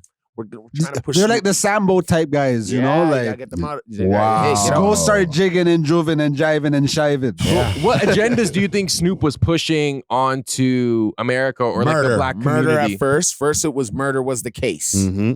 Right? Genocide. Then it was marijuana and pimping. You understand? He brought pimping back. Come on, Don Juan. All of them brought that shit back. Now it's hold on, before you continue with the pimping, he also even had like DVDs, all types of shit. Wait, and what's crazy Girls about Gone that? Wild. Hip Hop Girls Gone Wild. Yo, the man had a wife this whole time. Damn right, and he had a kid outside of her. He wasn't pushing marriage. He wasn't pushing family. He was pushing pimping and hoes. Okay, so what was after the pimping? Snoop Lion. Yes, that's the. And then he ate pork, Rastafarianism? and then he ate pork and got kicked out of Jamaica. Look, he tried to get us back with the Snoop Lion thing. He tried to get back to the pork. Yeah, So then, kick him out. Anyways, go on. What's the next one now? LGBTQ A B C D A F G. No. He did a Trump. It was the Martha Stewart arc. But that's always been there, though. What are you promoting with Martha Stewart? Interracial relationships? Baking, being baked. I would have thought she was smoking on the weed with him in the show. So just edible? She made her cool. No, I think that era was just him like, oh, if you want to make a white person cool and relevant, send them to Snoop. Yeah. Link them up with Snoop. That too. Yeah. And it also ingratiates him into the white world more. Exactly. Like, my co-host is Martha Stewart. No, exactly. You know what I'm saying? Like that gets you to every red carpet now. And white people love Snoop Dogg. And they love Martha Stewart. And they love Martha Stewart. And black people now love Martha Stewart. Mm-hmm. That too. You would think she's smoking weed with him. Yeah, and she did a bid. I was about to say, because she did a bid and she did a snitch. And she did. Yo, that's why he rolls with her. Yeah. I bet you Snoop Dogg was tapping that ass. Yeah, so he's been like co-opted for a long time when you really think about it. Like, he's part of it, man. He's in there. Not an agent of chaos, but like he's the COINTELPRO of hip hop. He's like the director of distraction type thing. Like, no, he's not distraction. He's the smoother. He's the buffer. He's more of a buffer. Like you send him in when it's time to like clean up, like to pacify. Yeah, dog. Yeah, dog. It's Will Smith who's the corruptor. Especially after that slap. Yeah. But yeah, listen. And his woman. That's that. Look out for Doggy Land coming soon. All right. Wait, and that's the terrible name. That's the name for the kids show. Yeah. And his CD that I was praising before isn't it called like Doggy Style? Doggy Style. First one. So now when they use them, go and type Snoop Dogg, Doggy. You know what I mean? Like Doggy Style is for you know what? They're gonna see Doggy Style CD and they're gonna see gay kids. They're like, do you want this to be forever, Snoopy Snoop? The cabal, Snoopy, bro. Snoopy, do you want this to be forever? Huh? You want? We can just take this off the shelf right now. Dear God, I wonder, can you save me? Yeah. They have them by the nutsack. Some of these nuts. That's crazy. They got them. Okay. Big salute to Snoop Dogg. Okay, what else do we got in our topics here? Do we all want to talk about what happened last week, or maybe we could? Why not? What happened last week? Why don't you let me know? Talk about it. Talk about it, dog. You can talk about it. We need you now. Ready for the road.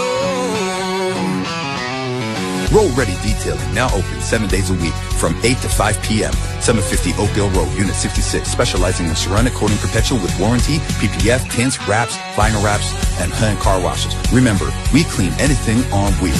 Road ready. Ready for the road.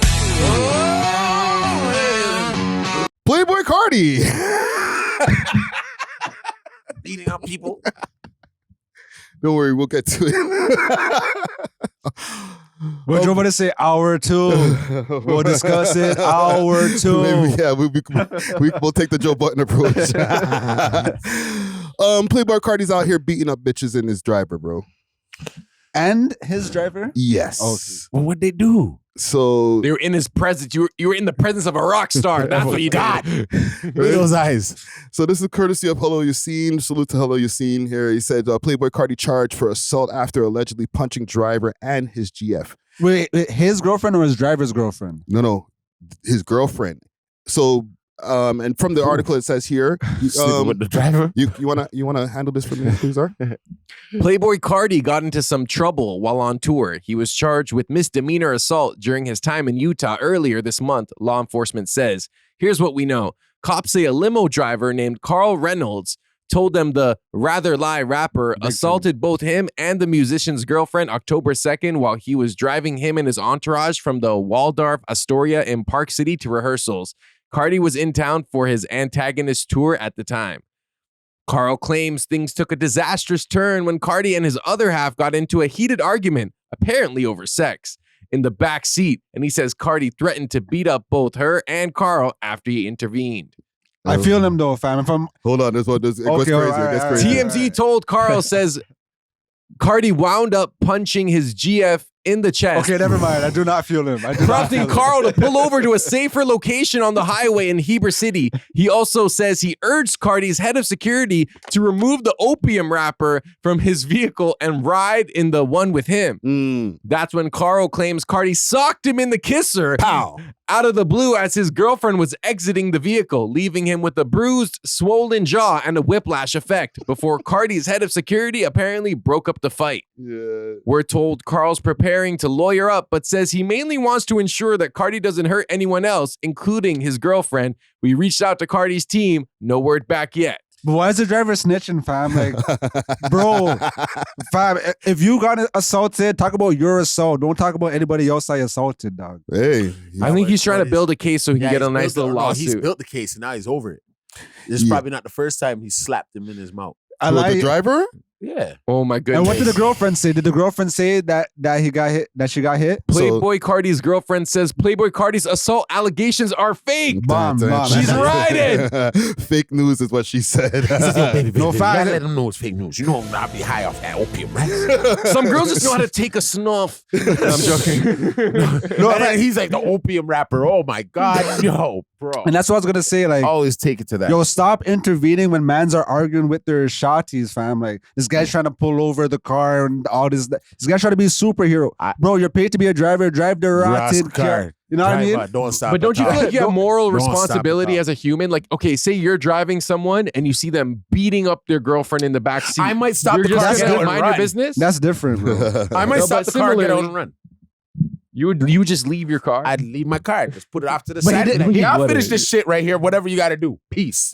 You want to kill yourself? Kill yourselves. I'm out. I might be, what would y'all do? What would y'all do? I might be more I wouldn't call the on police. Czar's side. Bro, I wouldn't call the police. You stop it. You know what I mean? The man ends up scrapping you. You have to go to the house for this next thing. Who knows? He could even try to kill you.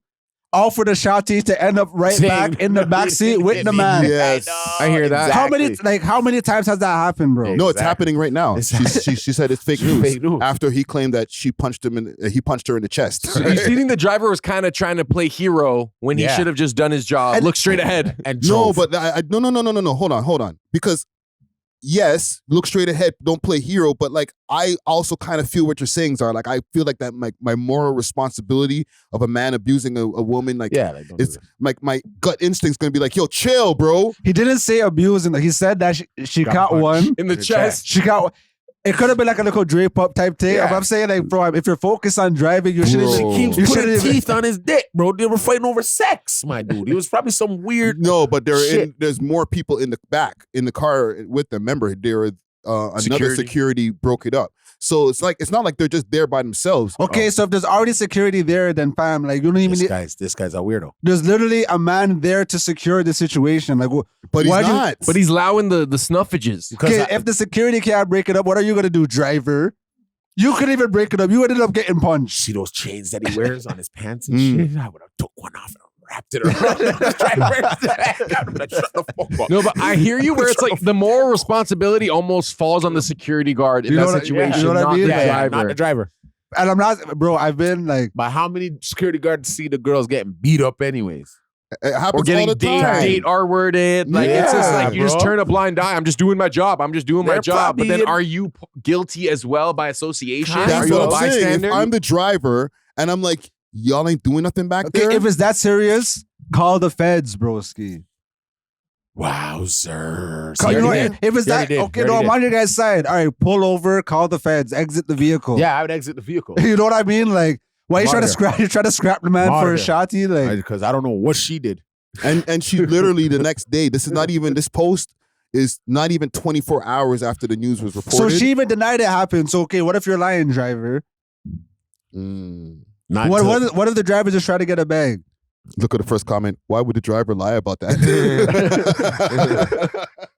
Carl Reynolds.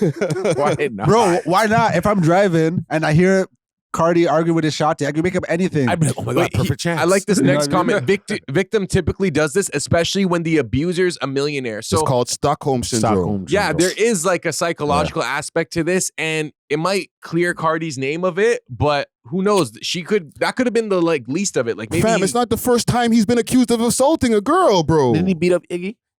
That's one of his accusations, and I think it was Ruby Rose. No, Iggy's accusation was like one of her exes, but Cardi he does have allegations of other women. Was Ruby Rose. Yeah. And Ruby Rose went on friggin' Vlad TV, said the man friggin' pulled a gun out on her and shit.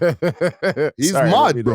You know what I'm saying? I'm just saying, if any of that stuff is true, like, and I'm not saying that like man them shouldn't, like, obviously we don't want women to get abused and stuff, but I'm just saying that, like, call the feds, dog. It's not on you to serve and protect. You know what I mean? Like, but I have a question. Like, a lot of the times when the abusers are millionaires, you call the feds, nothing might happen, and now you just call the feds for nothing. You probably burned a bridge. You're never going to be his limo driver again. I'll tell you that much. You think in this situation is still going to be his limo driver? Like, no, exactly. What happened in this situation? What that like helped him? Like, choke him out.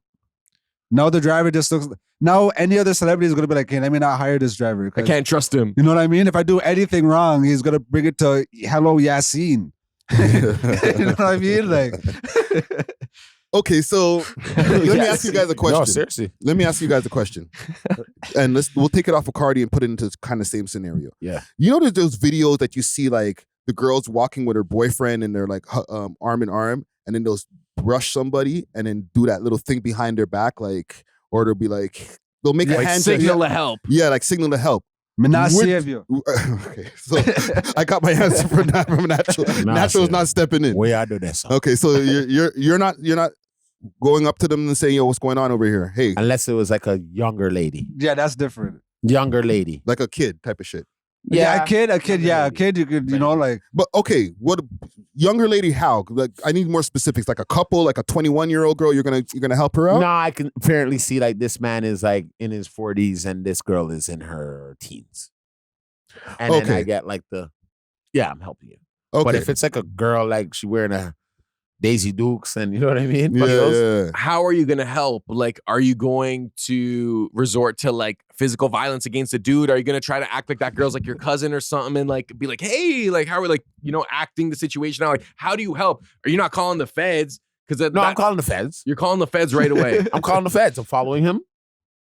I'm gonna be behind poles. Doing my thing. But the feds are going to take hours to pull up. Like, that's they're going to follow him right start to where an I gotta follow. My day investigation. is done now. I'm going to dedicate that time because I just got the memo.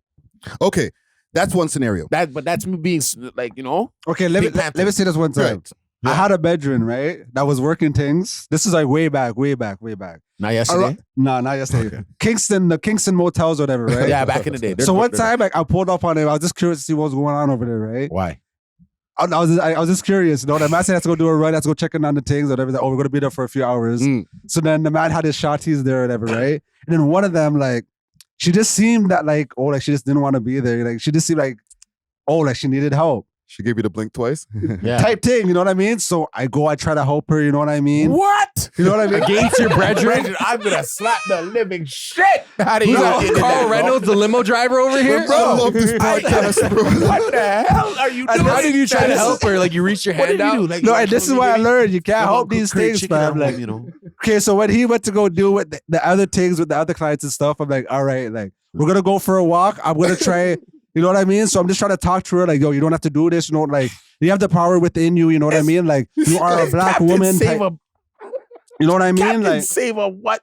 Bro, I was doing the most. Bro, I would have found you as my friend, and I would have told your mom what you're doing. Bro. I'd be like, yo, you're interfering in my business. As I'm trying to save her, her responses are showing me like she doesn't really want to be saved. Don't save her. She don't want to be saved. You know what I mean? Like, halfway through the convo, you know, there's a truck barreling down the road. Girls try to run in the street in front of the car and stuff. And then I'm like, okay, so now you're trying to get me on an M charge. Because if I'm right here beside you, it's going to look like I pushed you in the street. Living off of the A.W.O.L, first of all. Oh, you know what I mean? So I'm like, yo, like a lot. Okay, I'm not even going to try to go too Natural.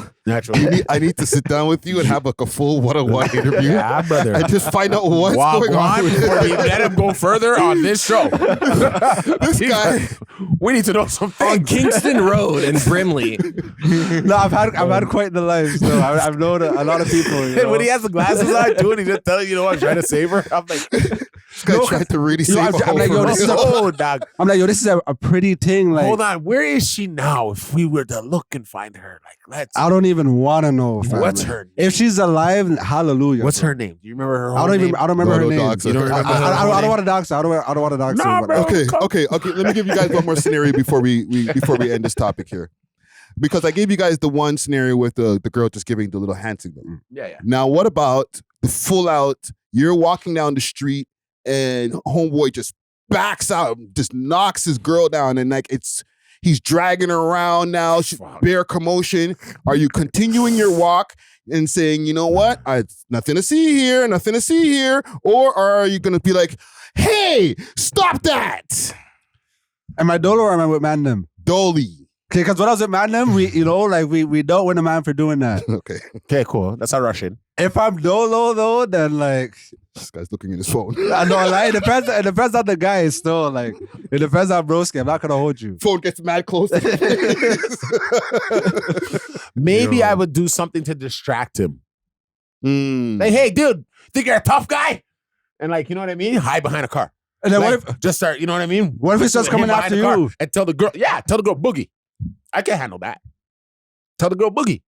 Zara, boogie, go. Zara He's chasing me. Zara scrapping, I know it. No, you know what? I'm thinking about it because you know what? I don't have like the white savior complex. Yeah. So like a part of me is like, if I try to fight this guy, I could risk my life. Eyeball. You know? Yeah. I'm not calling the police. And then like I feel like ignoring it is also just like it feels like a shitty thing to do. But like realistically, I feel like that's what most mans would do. It would be cool to like fight and like be the hero, but then like what if that girl just goes back to him after? What if I get stabbed for this girl that I don't even know? Like exactly, you don't know what she did. Okay, I got you guys. Oh man, I'll give that's you guys a tough situation.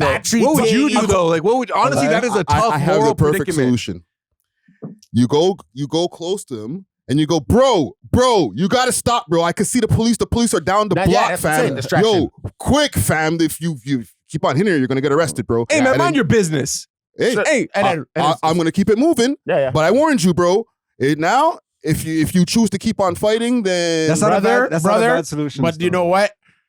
Kind of like I'd look at him and be like, man, I'm crazy. Whatever. Shut up. I'm lying because the police don't come. Lying. Right? You're lying. So I'll be like, but yo, if mans are already on the hots, yo, go get them then. You know? Go get them then. Yeah, you know what I mean? Yeah, then like now you're like, oh, okay, I'm gonna go get them. I'll be back.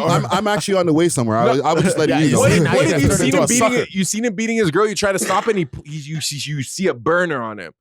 No, I'm not trying to stop it. I'm just telling him. Yes, you are. No, I'm telling him, yo, bro, chill. The police are down the road. You're trying and to I'm stop. gone. But okay, I see. Like, yo, boy them. Boy them. Like, over there. Six up. Yeah, like, just keep it moving, bro. Yeah. Now, if you're a freaking super crash out, then keep on beating up your girl, bro. But if you think in the back of your mind, I wanted to man them, like I'm a man them. If you've seen them, he's not gonna lie to me. I'm not gonna lie. It also depends on like if it was like a Dana White slap, then she could hold that. No, my scenario is he's beating her up. Bro. If he's beating her, I'm calling the feds still. Like I'm not intervening, but I am gonna call. But fam, by the time the feds pull up, that girl's she's dead, concussed. Yeah, or they left. It would be cool to fight if you fought and won. You're kind of a surdy guy. But what are you gonna do? Give a citizen's arrest? Like hold him down on the ground and be like, "You're not going anywhere, buddy." No, but at least if I call the feds, I would be like, "I did my part." If the feds didn't reach in time, then that's on the that's on the city, though. You know, you have to reach the court case, right? You're a witness now, bro. Let me get a witness. I'll do that. You're a witness. Is she bad? You're not getting this. After, if she was bad, is that going to increase the likelihood of you stepping in? Like, if he was beating an ugly girl, would you be like, "Yo, this is so good"? There's ugly pictures. No, I'm not gonna let you hit, bro. I'm like, is that a man or I don't know who he's fighting right now? Yeah, I didn't want to misgender her. It was a fair fight. Or as he's, you know, I'd be like, but also equality. We're going down a slippery slope. We're going down.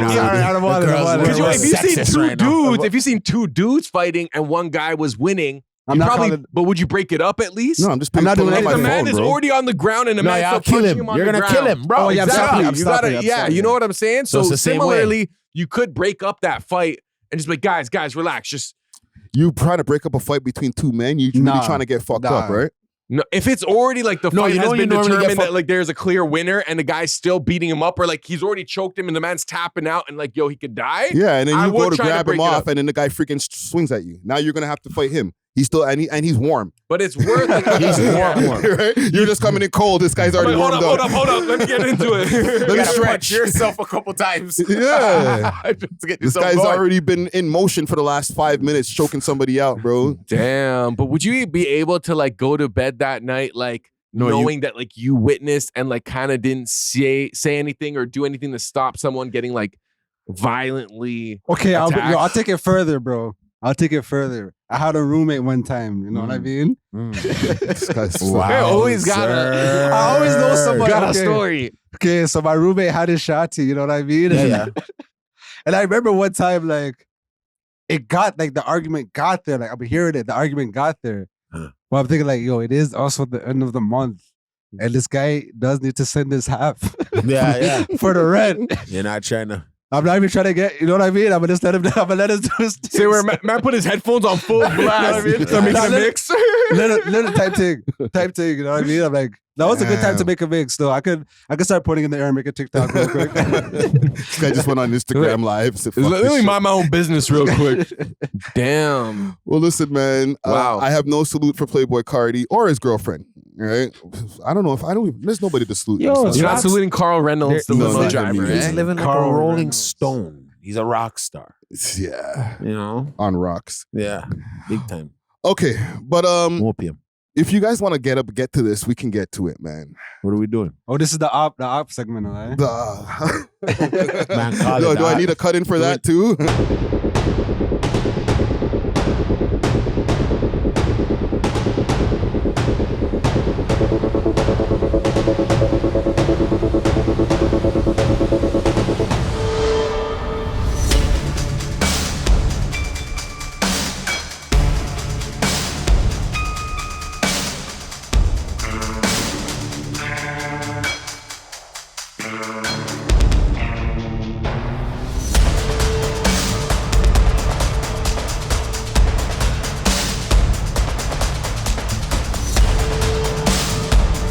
We need to take a 5 minute. Okay, so last week I had a bunch of shit that happened, bro. I guess I had an issue with GTV Network, Who's that? the Gutsy TV network. Oh, gutsy. I wasn't sure what the G stood for. You know what I mean? Oh, well, it also stands for glaze. There's other words that I'm not going to use over here on the thing. You know, guy means gay. But we'll leave the. I ain't saying shit. But yeah, it went down last week, right? Here's the thing. I never ever responded to anything that these guys have ever said to me, and they've said a lot of shit about me, right? And I just decided to give one response. Yeah. I responded to them what they felt about what I said about the Drake lawsuit. Yeah. And I don't know. I thought it was cool, but it wasn't cool. The Vegas over there as well. Yeah, salute to Vegas. Yeah, sure. Yeah, shout out Vegas. But and you know what? I'm not here to go crazy. No rant. All right. If anybody's looking for a rant, no rant is on the way. Okay. But I feel like Vegas would be kind of just walking this guy into a bunch of problems, bro. Yeah. You know what I'm saying? He's just like, Okay, so how do you feel? let me see. I didn't see the clip. Let me see. Of what, the GTV clip? Yeah. Okay, let me pull this up. This is not the actual clip, but I'm gonna go to the clip. Okay, Because they had a whole live stream. They got How many people did they have on there? Underground Hip Hop Nation Trap Lord Us. SXM. yeah, He says he should take you. He should have took you over. who? This guy right there, Underground. SXM, he said that? He should have took Czar's spot. No. He should have took Friday's spot. Yeah. From what spot? Second down you, bro. Second down Watch you. this. I You watched said it here? I watched it. Watch it. I like him, but I calm it watched down, this too. fam. Calm it down, brother. But the problem is, and they tried to get me in the Discord chat. Yeah. Okay. They didn't say, and I could see the Discord, like the messages on my phone on the top of my screen without going into the Discord. Yeah. Okay. So it was like, yo, Friday. And then I seen Gutsy pop up, right? And he was talking to Underground Nation in the Discord. And then they were like, yo, join. Why? I didn't know that these guys were actually taking this Discord and running the Discord live on YouTube. So if I was to join, technically I would have been kind of like sneak attacked. Like, by the way, you're on live stream. Like, no, exactly. Sorry, that just wasn't the plan. But to pull up what you guys were talking about, because it was the episode, I hate going back too far, but I guess we'll do this. And then he puts it on his Twitter. Now it's shut up, Unc, but all last year Nav was on some fuck Drake shit. All I'm doing is point out the hypocrisy of the blogs, and you took offense. By the way, I like your music. What hypocrisy from what blogs? I don't know. So in, again, Friday, this is why you're fucked. And maybe you're fucked up because Keepsake Solid posted it, but technically you're taking shots at Keepsakes. Shut up. Friday just seen like social media. Oh my God, he responded. Oh fuck. Shit. What do I do now? Czar. Natural. Dusty. Nav responded too. Holy shit. What the fuck? Yo, Nav, I fuck with you. It's not a diss. I fuck with your music. This nigga started. You're full, gutsy.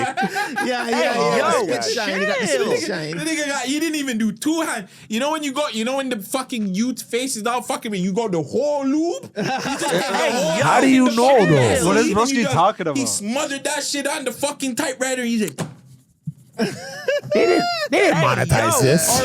He went on the phone. This ain't monetized. They don't have Why am I enough- watching it drunk? They don't Take have- this unmonetized junk off. This low vibrational shit off right now.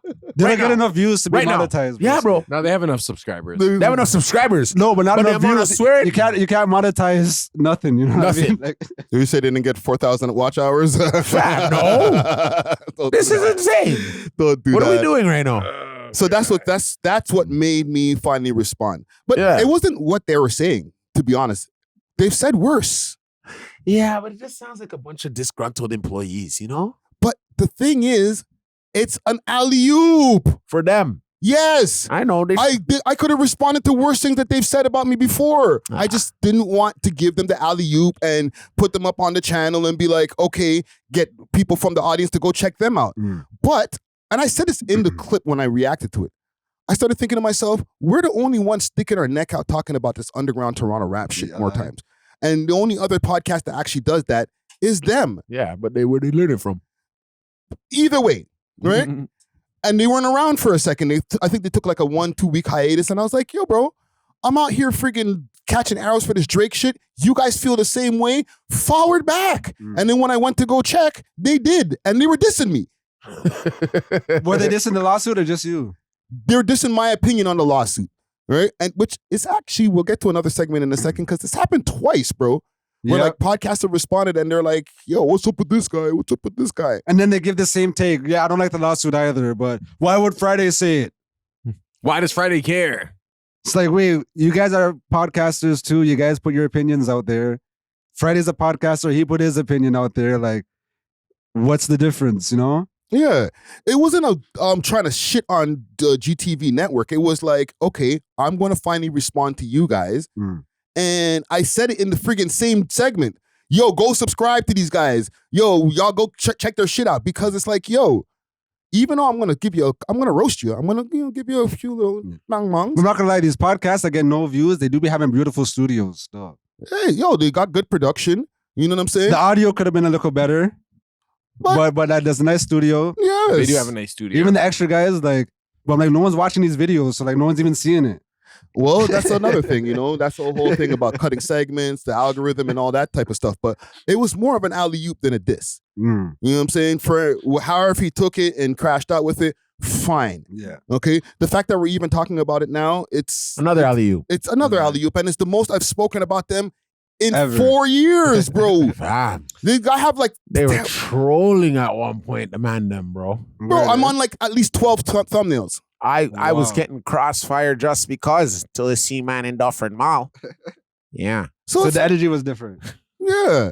It's not. I don't have an issue with them, bro. I just want everybody to win in the end of the day. You know what you guys should do? Like one of those Everything's sit downs. Like remember when Kobe and Shaq had that sit down where they sat across from each other and it was like you guys talk. I feel like because I'm like solutions oriented, so I'm like I don't know. Do you play like chess or checkers? I know like.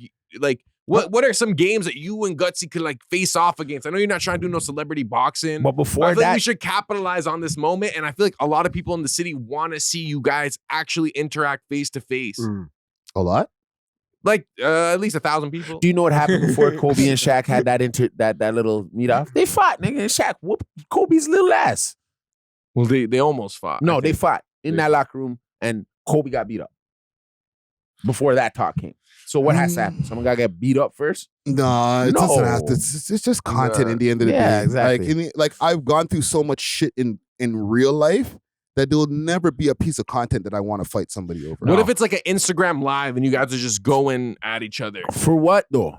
To capitalize on the moment, because at this point, we're trying to generate traction. We're trying to capitalize on this moment. Like you guys, it doesn't seem like you guys are like friends now or whatever. You know what I'm saying? But at least like you're giving them a shout.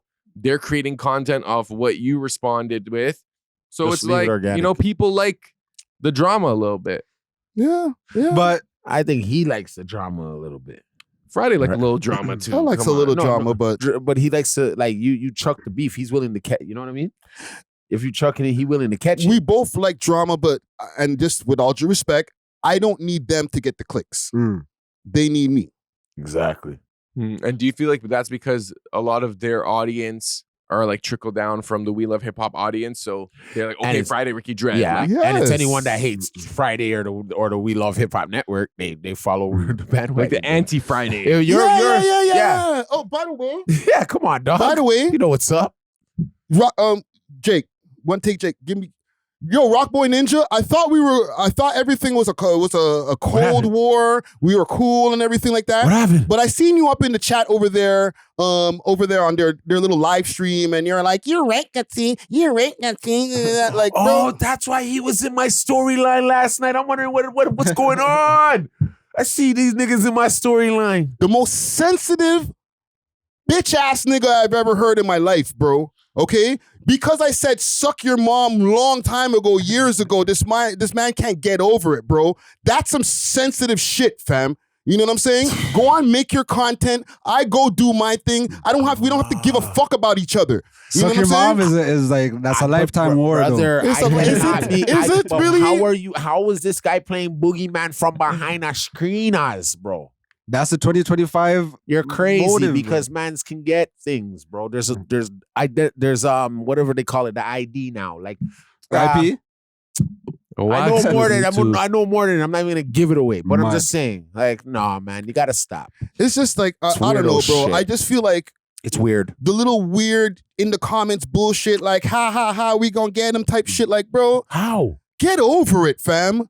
Okay, I said something that offended you long time, like 4 years ago, and the man's still on it, bro. Like, yeah, that's crazy. Like, get over it, bro. Now you sound like a gal. You know what it is? Man are bored right now.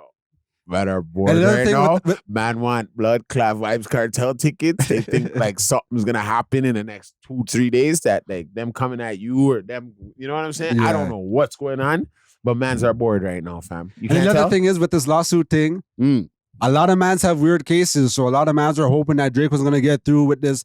Oh, you can't defame me, blah blah blah, blah blah blah. Oh, like this guy? I don't know who has a weird case. You know what I mean? Like I don't know anybody. I don't know anyone's history. You know what I mean? But like, let's move off of that. Yeah, let's move off of this. Let's move off of that. We don't want to push no red buttons. Okay. Staying on, I guess, the lawsuit or like beef and shit like that, or not even beef, because this is not a beef, right? Relentless Diaries, actually, I got on the Relentless Diaries podcast, bro. Like you mentioned me and shit. You sure did, Freddie. Freddie. Hey, Freddie. I'm not like Freddie. I think Freddie needs to chill. And the thing about it, dog, the man's been on the show. This is what pisses me off, bro. Acting, these different kind of dudes. Could have been an innocent mistake. No. Even he did look like it was. He didn't seem like kind he of was look hating, like he was you know? Like Freddie, but wow, did I say Freddie? I meant Friday. It's like, you know who you're talking about. Oh my God, why can't I find it? Watch Someone this. tagged us in it. Did they delete it? What would they do if they see us all in person? Are they gonna shake our hands? Or I know mucho though. I know mucho. Yeah, I know. Yeah, little Saga youth from Acorn. Nobody's gonna do nothing. It's actual. all the Acorn man them. Shout out to the Acorn man. There's no real beef, fam. We're all talking content shit. But no, it's not beef. Screenshotted it. What would they do? Would they shake our hands, or like would we all be like, pull up the mics and let's start rolling? Like, what's going on? Podcast war right now. Hot take. Give me one. Now remember, this is am I gonna have to be in a Walmart and have to like man our ducking and dodging and shit? No, I think they would just walk past man, like Tresor and Zoe especially. Like they just act like they don't know. It's the pretentious diaries, broski. They're gonna go out like they don't know, man. Well, you know what? With me, don't try that. I'm gonna come tap you on your shoulder. Yo, they might low key just do that. Be like, I didn't even know that was you. Yo, I'm dealing with a shotty right now. That was good friends with Zoe, so I want to know all the tea, dog. Oh, okay, let me play the clip here. We about to expose you. Basically, to someone, I think another Toronto page posted it. Anyways, Friday, who is the host of Shut up. We Love Hip Hop. Oh, I can find that. She's acting. Tweeted. No, I'm not even mad. But I'm gonna show you. Stop talking shit. Okay? Freddie, the host of what? Freddie and Friday, the host of Stop Talking Shit. She had to double check. She's like, what's the name of the show again? No, because she already told my youth. She already told my youth. Now I'm not even gonna call his name. My youth. She told my youth already. She was gonna send a slide this to you. You know what I'm trying to say? That's what she looked at him like, what's his name again? Like, you think that was pre-planned? That's pre-planned shit. We can tell that shit through the screen. You know how long we've been doing this? Y'all niggas ain't natural. Look at y'all. Oh man. Look at this. Something about basically saying that, like, you know, here it is. I found it already. Okay, so I don't have the whole tweet, but Friday basically said, real talk, bruh, you forced us to care about this shit for way too long than we wanted to because of a dumbass lawsuit. We rationalized, goalposts moved, and gave you the benefit of the doubt. Now the case is dismissed and you fucking with whose reputation? You fucking with the cities? I don't know who this says. Canada's reputation. Enough already, we're over it. And then someone else, I don't know who this guy is. Someone else quote tweeted it and said, this is why I thank God every day I'm not from Toronto, LOL. Y'all niggas the most disloyal, dishonorable, ungrateful, scumbag niggas on earth. If that nigga wasn't born, the world would only know y'all for maple syrup. Not a single rapper from Toronto made it mainstream until this nigga touched the mic and put your entire country on. Y'all know this nigga personally, and your first move is to talk about this nigga online. Stop hopping on the phone. Stop hopping on the phone with this nigga if you're just going to act like a hoe right after. Yo, Zoe two people that are being Zoe can't read, dog. Yeah. Both of those people need to calm down. You too, Freddie. Yeah. Okay, you Z-class podcasters. Now we're on you. I'll just say what this. You gotta say Friday. No, hold on. Zoe's the main host. The main host can't read, dog. No, the main Zoe's host bad, don't even. Don't do that. A lot of times I have some very botched readings, bro. She don't even give off main host. She don't even give off main character in the storyline, cuz these are Z-class podcasters. I don't know them from a can of paint. What are you talking about? I ain't saying shit. You better say something. You can't leave me out here hanging. They saying shit about you, Freddie. I don't think they're Z-class podcasters. I think they're Z-class podcasters. I think they're capping, though. I respect them. I watch their stuff. You watch their stuff? Yeah. Well, I listen to their stuff. You know what I mean? I rock with mucho. You know, Tresor's a good content creator. Yeah. You know what I mean? Zoe's pretty. Yeah. Obviously, like, can't read, but she's pretty. You know? Nah, I don't like this. Now y'all niggas renagging. What were we setting out? No, I'm not renagging shit. And salute to Clyde also, right? The homie that he was on. Oh yeah, Clyde's just like he's just neutral, and he defended me in this thing here, right? Yeah. I just don't like the Freddie and what's the show called? Like, come on, bro. Like, don't do that, bro. Unless they're really being genuine. I only don't like that because when I did my story and I said, "Oh, extra gravy, relentless diary, those little pods." She went nuclear. She went berserk or whatever. Yeah. Because, why are you trying to like belittle my pod, blah, blah, blah. And now she's out here. I'm going to go on road and belittle that. But you know what I mean? I'm on road slandering you guys now. You guys don't even know. You know what? I'm going to give them the benefit of the doubt that it could just be like honest mistake. I don't know if they were doing it out of malice. It's possible. It's possible. Only they know their intentions, you know? But I'm not just going to like assume that like, she just never heard of We Love Hip Hop or like they really wanted to call you Freddie. Like, I don't know. If they did, then they're waste for that. But if it's just like an innocent kind of thing, then like I'm not going to hold them too like accountable, you know? No, real talk. But this did happen. Well, how old was he Friday when we interviewed him? About 19? And send it to me. That's fire. Who's that? But I don't like when people like Mucho Mucho. Yo, let's do something. And we and this is the second run of that interview because the first one we did over at Toronto Collective, right? You know what it is? Yo, is that nigga over there? I don't know if it's that nigga still. You know, he's wearing a mask still. I can't tell. Okay, yeah. You know what I'm saying? So They're being safe in several ways. And it had the crazy backdrop and everything. Shout out, and big salute to the homie from Toronto Collective, right? But it ended up the audio getting messed up. So we had to reshoot it on Zoom. So he kind of looks at you like a bobo in a sense. No, for that? it's just like you don't remember who we are. No, because I'm Freddie, not Friday. Like you just don't remember us. But that we did a whole interview. And she fully said your name, Friday. I don't know, bro. Yeah, I might be over, It's a over Slim Friday. analyzing shit. You know what I'm saying? Even when I listened to that episode, because I actually watched it, I listened to their stuff. I didn't really feel a ways about that. What I didn't like though is they didn't even really talk about the lawsuit like that. They only talked about you, and then they went on and they moved on, and they're like, oh wait, we didn't really talk about the lawsuit, and then they like addressed it for a couple minutes, and then they just moved on.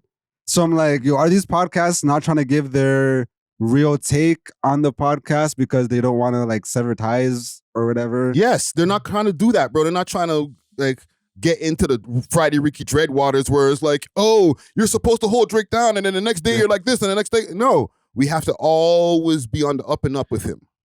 Yeah, and Zoe's trying to get invited to the mansion again. And Mucho's trying to maintain his relationship with Drake. Trezor is doing his thing with the corporation. So, he's pretty neutral as well. Yeah. Shout out to Cly. I think he does the editing as well, right? So, honestly, that show couldn't operate without him. Yeah. It could operate without some of the others, but Cly himself is doing the audio and the visuals. Shout out to him. Yeah. So I don't think they're trying to, I don't know. Isn't it Trey doing it? The guy behind the camera? Oh, for real? I thought Cly was the one that was like the I think he technician. used, I don't know. Maybe they work on it together, but regardless, it's the pretentious diaries, so they're going to stay pretentious in their little bubble. Gen Z class. Well, I don't know why again you have me with the Z class. Well, listen, salute to these guys, or I don't know if it's a salute, but yeah, man, I ain't got no beef, man. But I don't know. We'll leave that there, man. We'll leave it there. There's some new music I'm gonna put y'all on to. There's one new track from Push Keys and Streamium. Yo, that song's dope, Still. Yo, you gotta bring this right back to the hook, please. Oh, mad. This guy sounds it. Yeah, oh no, it's like it's freezing for some reason. What was that bar? F the fake N words. I have real dicks. Is that what he said? I don't know how you're hearing these things, bro. I didn't hear that. That's no, that's what the bar said. I didn't hear it. Said a lie. I did not hear that. I didn't hear that. I'm not gonna defend My you there. ears did not hear that. It's a real dick. A real dick. F is F in it. You know what I mean? I heard stand over him, kill him. That's a dead op. That's what I'm hearing. So wait, is he home now? Because I know he had going through some legal issues before, he was locked away. So I think he's home now, so you can get back to it. You know what I'm that was saying? hard though. That was a good track. Yeah, because I would love for him to be able to be home now and then follow up on another tune and all that. Because Push Keys had a wave going on before he went away. You know what I'm saying? What did he get knocked for? I don't know. Regular shit. You don't remember the story? When they were driving back on the 401 from the east late night, it was 3 a.m., 4 a.m. Yeah, we did a story. And you said on it was driving while black? Yeah. They got pulled over. Pulled over mad burners or whatever allegedly they found or some shit. Were they speeding or something? I don't remember, but it was one of those type of situations. Probably speeding. To be honest, it's a common thing that happens, not just to rappers, but just street mans, you know what I'm saying? Yeah. But if he's back now with this heat, right? Because it seems like a brand new video, bro. Now we can get some follow-ups. I think Push Keys has the potential to be one of those main guys out here, bro. Yeah, and I feel like if we're looking at the Toronto rap scene, like a storyline like WWE, he is the anti-Sav. You know what I'm saying? Because there's some type of connection there. Yeah, there's a lore. There's a lore. And he is probably the strongest opposition when it comes to the musical prowess, you know? Where's Push Keys from? OP, Orton Park. Okay, I see. Yeah.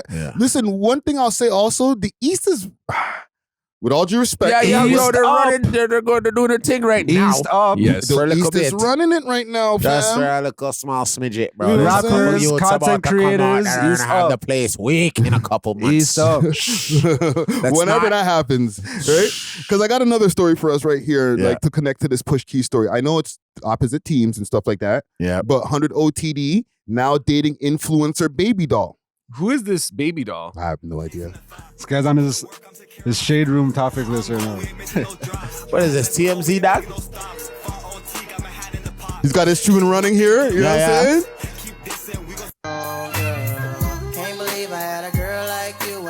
Where's Dr. Umar Johnson? Is she from the States or something? I don't know. Like, No, she's from here for sure. how many followers does she have? Like when? Like You want to look her up there, sir? She's probably in 100K still, maybe, or like a 68K.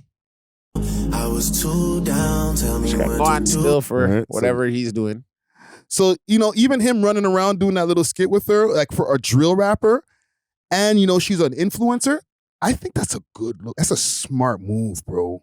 I can't really find her because That's what they all tried to Baby do with Dolls out Chromas, here. but none of them can last. And Chromos is also a rapper, so she wanted her own Her rap own shine. thing, right? I think that's a good move for a drill rapper, bro, to get your status up or get your notoriety up or visibility. yeah, it's not a bad move. How did that happen, though? He was in her DM, like, yo.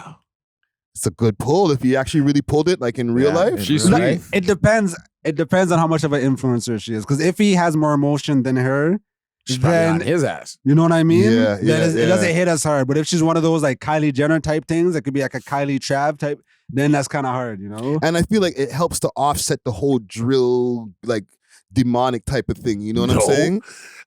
Like in New York, most of these New York drill rappers have an influencer girlfriend. This is or also true. something, Yeah. dog, or Yeah. somebody. It's like a mutual beneficial relationship. dog. Yeah, One shooters. No, but I think that's a good look for Toronto rappers to do it. You know what I'm saying? And especially with the team over there, like Sab's doing his thing. 100 OTD's been doing his thing, but he's got the influencer girlfriend, so now he's getting more like traction online and stuff like that. The East has really got the Toronto game in a chokehold right now, bro. East up. Holy shit, man. Like, there's a lot of rappers. Like what happened, bro? Like, over the last 2 years, like, everybody, all of the young boys in the East just woke up and just started just get into the money, bro, or get into the booth. Well, it's a couple years younger, right? The ones that were in the lead are older than these guys. Yeah, So once it flips back over. And it goes to ebbs and flows. You know what I mean? Like everything's cyclical. So like, Yeah. this side's gonna be popping, that side's not. That side's gonna be popping, And this then watch, side's in not. next year, 2 years, someone from one of these all the West End hoods again are gonna blow Yeah. up bigger than all of them. Yeah. Drake's co-signing it like Mhm. anything from the West. Drake co-signs still, even though he rolls it. And the He's East still content not- creators are up too. You know what I mean? I'm representing Scarborough, of course. Yeah, and like, mhm. like I said, man, I went viral a few times. You know what I mean? Like literally this week, this month. So You guys, you guys We are do Scarborough this. guys. Still, I kind of feel, fam. West viral End, every man. month. You know what I mean? I'm an honorary Scarborough member. You know what I'm saying? No, this guy's been out of every part of the city still. So, but at the end of the day, West Side till I die. Nigga. You know what I'm saying? Well, listen, man. There you Salute to 100 OTD. Salute to. I'll even put Push Keys in the same salute. Like, I know that might be a little like, oh my god, you're so mixy, but like, Really? nah, bro. The East Oh, is up, because they're bro. both okay. You know, East East up. is up, man. No, East I is like- up. I like East is up Push right Keys now. track. He's up, but we don't want to make it like a East-West thing, eh? No, I'm not saying that, but I'm just saying like I'm just glad to see rappers because like, for a second, No, the East Scarborough was ki- dead. I was on them. I Scarborough was on their dead, head yeah. top, so I was out Yeah. here. Hey, you know me. Yeah, there I was wasn't a gonna lot make of it known. guys representing out here, so I'm glad to see so But many. still, the biggest artists again, NorthSideBenji. You know what I'm saying? Brampton. Yeah, West Side. So yeah, we're still in the lead. See the scoreboard, dog. Come on. Well, yeah, man. Salute to the man them over there, man. Let me ask you guys about this here. A couple more things before we get out of here. All right. A Toronto Verzuz, because I saw this posted Yeah. on Reddit. All right, they put their own list of people together or songs together that would be good for a Toronto Verzuz. So, for example, they have Houdini versus Smoke Dogg. R.I.P. to both of them. Yeah. Right. Late Night versus Trap House. Mansion Still. Myself versus Count It Up. Backseat versus Fountain. 456 versus Russian Cream. Now, going through this list of songs here, right? Song for song between these artists. Can I get each one of you guys who you would have in the Verzuz? And then we can go to the next slide. This one's tough. I'm gonna go Snoop Dogg on this one. Really? Yeah, just because for me, I feel like he had more of the impactful songs to me, where it's like I was bumping it, but I really rock with. I was gonna Houdini pick. as well. I was gonna pick Houdini, but maybe just because of the of certain affiliations. But there's more recognizable songs for me on Houdini's side. Yeah. Yep. Very much so. So Especially Auntie. mud.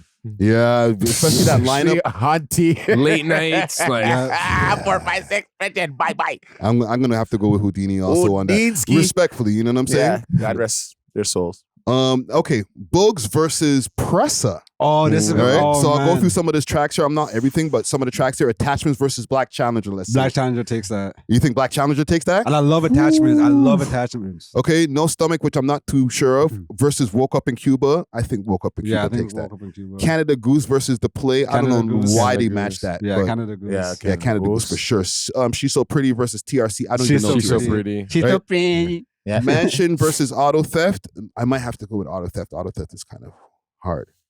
Blackberry Zap versus Rugga Clip. Blackberry Zap is hard. Yep. So right now it's tied. Yeah.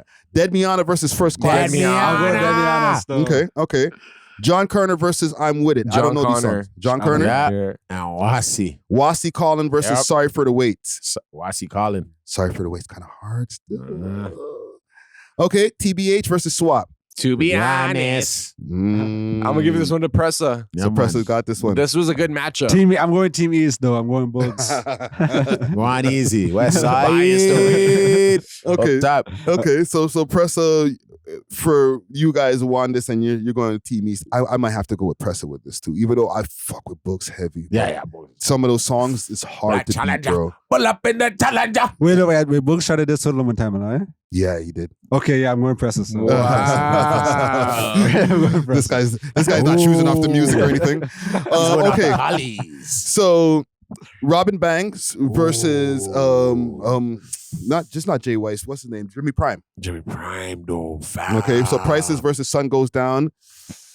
Prices is an epic song, bro. I'm going with Robin Banks on this entire thing. Yeah. Maybe not in every song. One of Mine versus Humana. I'm not sure. Respectfully, I don't know Humana too big, right? But One of Mine's, you take one of yours. Yep. Whoa. Come Through versus Faded. Anybody? I don't know. Yeah, I don't know those tracks. Downfall is a big tune too, versus Gucci Denim. Yeah, Baba versus Moscow Mule. Up Next versus Go Getter.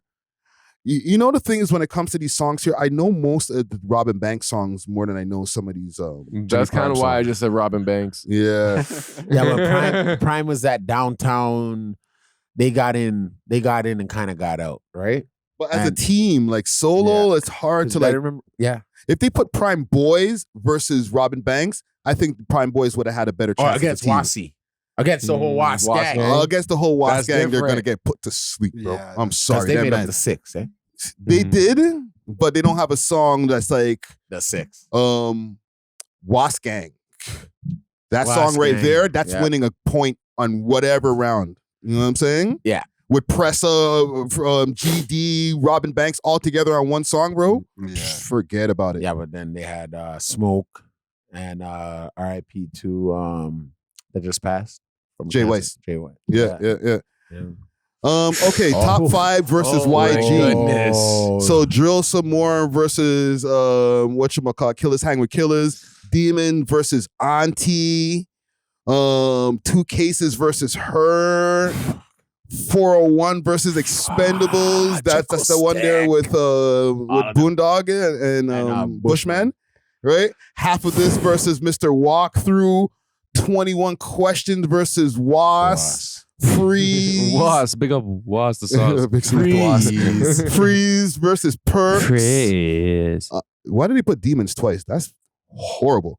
Anyhow, that's bad. Hall of Fame versus No Ad Libs. Oh man. Steppas. They should have put Steppas too also. Versus Wasi Face. Yeah, this is a tough one. Steppas is taking that from me, bro. That's one of my favorite songs. This is what I will say. I think YG objectively is a better rapper and artist, but I feel like these top 5 songs just had a bigger impact. Like more of them had a bigger impact than the YG one. So, so you're going top. I'm going 5. Yeah. I'm going YG still, even though like. Yeah, I'm not gonna say. Yeah, I'm gonna go YG still. I feel like they could have picked a couple of YG songs that were better. You know, man's gonna be cheese that we were picking YG though. So you're gonna be cheese that you're picking 5 YG. Like we're putting our life at risk for this. Yeah, it's Toronto politics. Yeah, like I don't know, like the top 5 songs are just more. There's more anthems there. I just don't like top 5's rapping. You know what I mean? But when I listen to YG songs, I don't mind the rapping. Yeah. How about his choruses though? Like 5's choruses. 5 has like catchy choruses, but so does YG. Yeah, true. Yeah. Okay, last one here. NorthSideBenji versus Burner Bands. 30,000 feet versus Late Nights. Oh, gotta give us a Late Nights. Late Nights, hands down. Money Showers versus Beast Mode. Money Showers banger. Beast Mode is hard. Beast Mode. Okay, I have Beast to go Mode is Beast Mode hard, on that one too, bro. Yeah. Stripper Heels versus 456. I don't even know Stripper Heels like that respectfully, but 456. Because remember, those guys. There's 456 popped up 3 times in this thing because it's 3 mans on that song. Oh, okay. So any of the mans can use it in their verses. Yeah, which is freaking sick, right? Left Hollywood versus My Team. Holy damn, Burner Bands might have this one. Burner Bands is on My Team. Levels is the one that he did over the Meek Mill beat, if I'm not mistaken, right? Versus No Favors. I might have to give it to Levels. Me personally. Ashes to Ashes versus Exotic. I'm not too sure on those 2 songs right there. Click Out versus Prime. Prime might be my one there. Too Soft versus One of Mines. He's on One of Mines also. Holy. Yo, these guys, the Wasp Gang has hits, eh? Yo, I'll probably give it to Burner for this. Yeah. I thought I was gonna say NorthSideBenji, but like I'm thinking about Burner Bands actually has like bangers. He has bangers, bro. Goons, that's a big tune too. I think on YouTube it has like a couple of million views, bro. You know what I'm saying? Like these guys, all of his songs are doing well. So like, where is he right now? He's locked up. Locked up. Yeah, he'll be home probably in the next year, maybe. You know Oh, okay. Yeah, but okay. these guys are all still the same. You know what I mean? They're all still.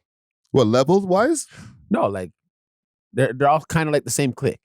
Yes. When yes. it comes to Northside and Burner. Yeah, they're all very top. closely affiliated. Yeah, very close. Association. But who do y'all got for this? Burner Bands. Burner? Yeah, I got Sweet. the Burner. Yeah. Yeah, man, I thought this was a cool idea I found over here on Torontologist, right? Not Torontology, big salute to Torontologist for this post right here, man. Yeah, man, maybe one day we could actually see a Toronto Verzuz. You know what I'm saying? I got a couple more stories for y'all, but I need to use the washroom real bad. All right, no problem. We'll be right back.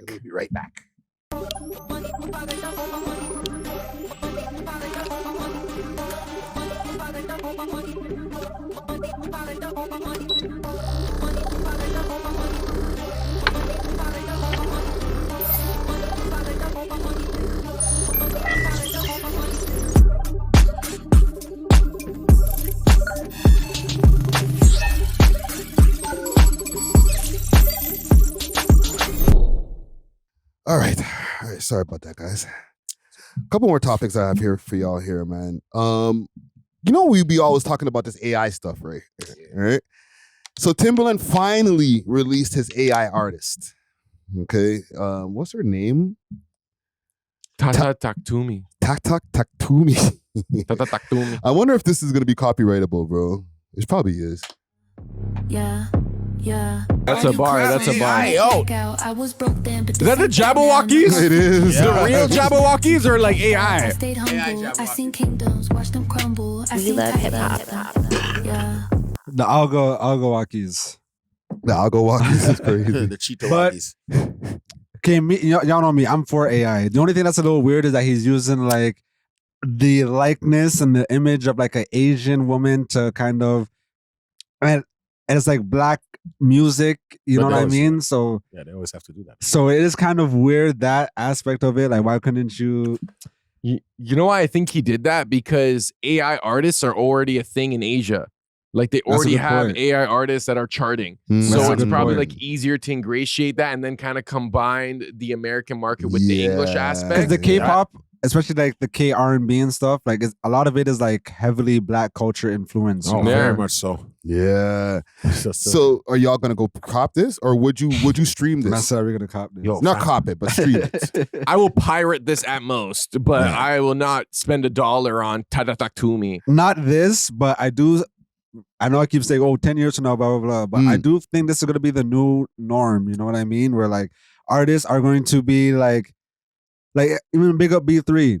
You know what I mean? I could see him like creating his own beat because he's a producer. And then him hearing like, oh, this is a Latin type beat. Let me just use like this Latin AI and create a song. You know what I mean? And then like, fuck the artist. Yeah. You know what I mean? You can even use that for demos. You can use that to like even shop around your sounds. I think it's one thing for the vocal utilization, but to create a whole character with their own image and some type of continuity, almost creating a storyline, like that's next level. But the Gorillas, that was a thing. Yeah. Yeah, but we all kind of, at the end of the day, like you knew who they were if you really wanted to know. I just think like the possibilities are endless with like an AI character. Like you can put them in any situation, any storyline. She could say, I have shooters. She can just make up anything. Like, yeah, for sure. But people are still going to be looking for that background story, right? So now are we going to create the background story to this AI character? They probably can. Which I would. The Tatatakumis from the mountains outside of Tokyo. Like you can just invent it. And then now it's almost like, if everyone else does that and then they start like cross-interacting, like she dated another AI, you know what I'm saying? It almost becomes like an anime or something. AI kids. Yeah, now the AI kids are dissing each other. Right? FM Mecha pops up into the storyline somewhere. Remember him? Yeah.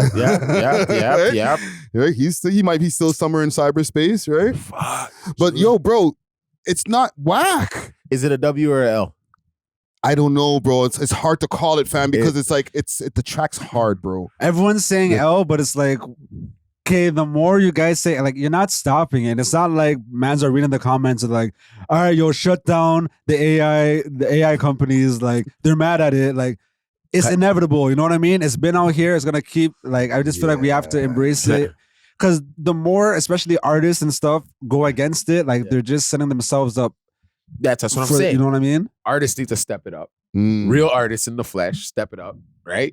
Right?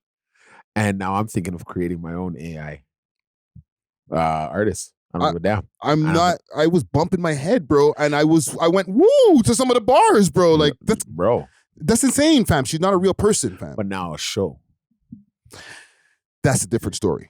But I don't care about these guys' shows anymore. I'm not going anyway. Bro, they did the holographic Tupac. They're gonna bring that back. No, or you know what you do? You really find a girl that can mimic it now. Maybe. Nah, they don't even need to do it. Imagine like once everyone starts using the metaverse glasses, Google Glass, Ray-Ban glass. Think about how many people are using the Ray-Ban metas already. Right now. And they just dropped the 2.0 where you could have the wrist attachment, where now it's literal augmented reality. Yep. You're seeing your text messages on your glasses screen. You know what I mean? So that's crazy. Imagine we're like, okay, you just show up to the venue and you're watching the performance through your glasses. So like technically there's no one on stage, but through your glasses, you're seeing like the augmented version of whoever the performer is. Everybody in the crowd's just jamming and there's nobody on stage. You know what I mean? That's like you know the headphone parties? Yeah, literally, I was just thinking mosh pitting and shit. You know what? Nobody there, but someone is there. You can have some dancers, like you have real life human dancers, kind of like maybe like the Jabberwockies, for example. Yeah, I'm surprised they were have a in visual up there. I feel like they were actually in it. Imagine how much more interactive it could be now. You know what I mean? Like you guys are talking about storylines. Yeah. Now the storyline could literally be anything. You know what I mean? Like this could be an intergalactic warrior from this, and then like they're making music to save their village type. Like, you know what I mean? Yeah. Like, oh, but now it's becoming some fairy tale shit though. But she's not real. The anime youths. But they gotta make it real enough, bro. Think about how many people watch anime, dog. I know. That's why they picked the Asian girl. You know what I mean? I don't think it matters if it's real, but if it feels real, if it can evoke real emotions, that's, I feel like, the effect that we're all looking for. Because how many of these real artists are even real artists? None. Beyonce no write nothing. She just has a very nice voice, you know what I mean? Rick Ross used to be a corrections officer. Yeah. You know, I'd rather like a completely fabricated, you know, fake story where I'm like, okay, that's like the mythological character versus like a guy pretending to be someone else. Yeah. I'm coming with the first AI Canadian rapper gonna blow all these niggas away. You're gonna win all the Junos? I'm sliding through. I'm on the phone by the end of this show. Well, not everybody's happy with AI. No. MLK, Martin Luther King's family. Nah, these ones are crazy. Now I'm flexing on Malcolm and I'm shining. This is 500K cool on the as wrist, shit, 60K in my mouth. I brush with Windex, gang. Jeez. I'm trying to see what that thing look like from the back. Man with a play. Yeah.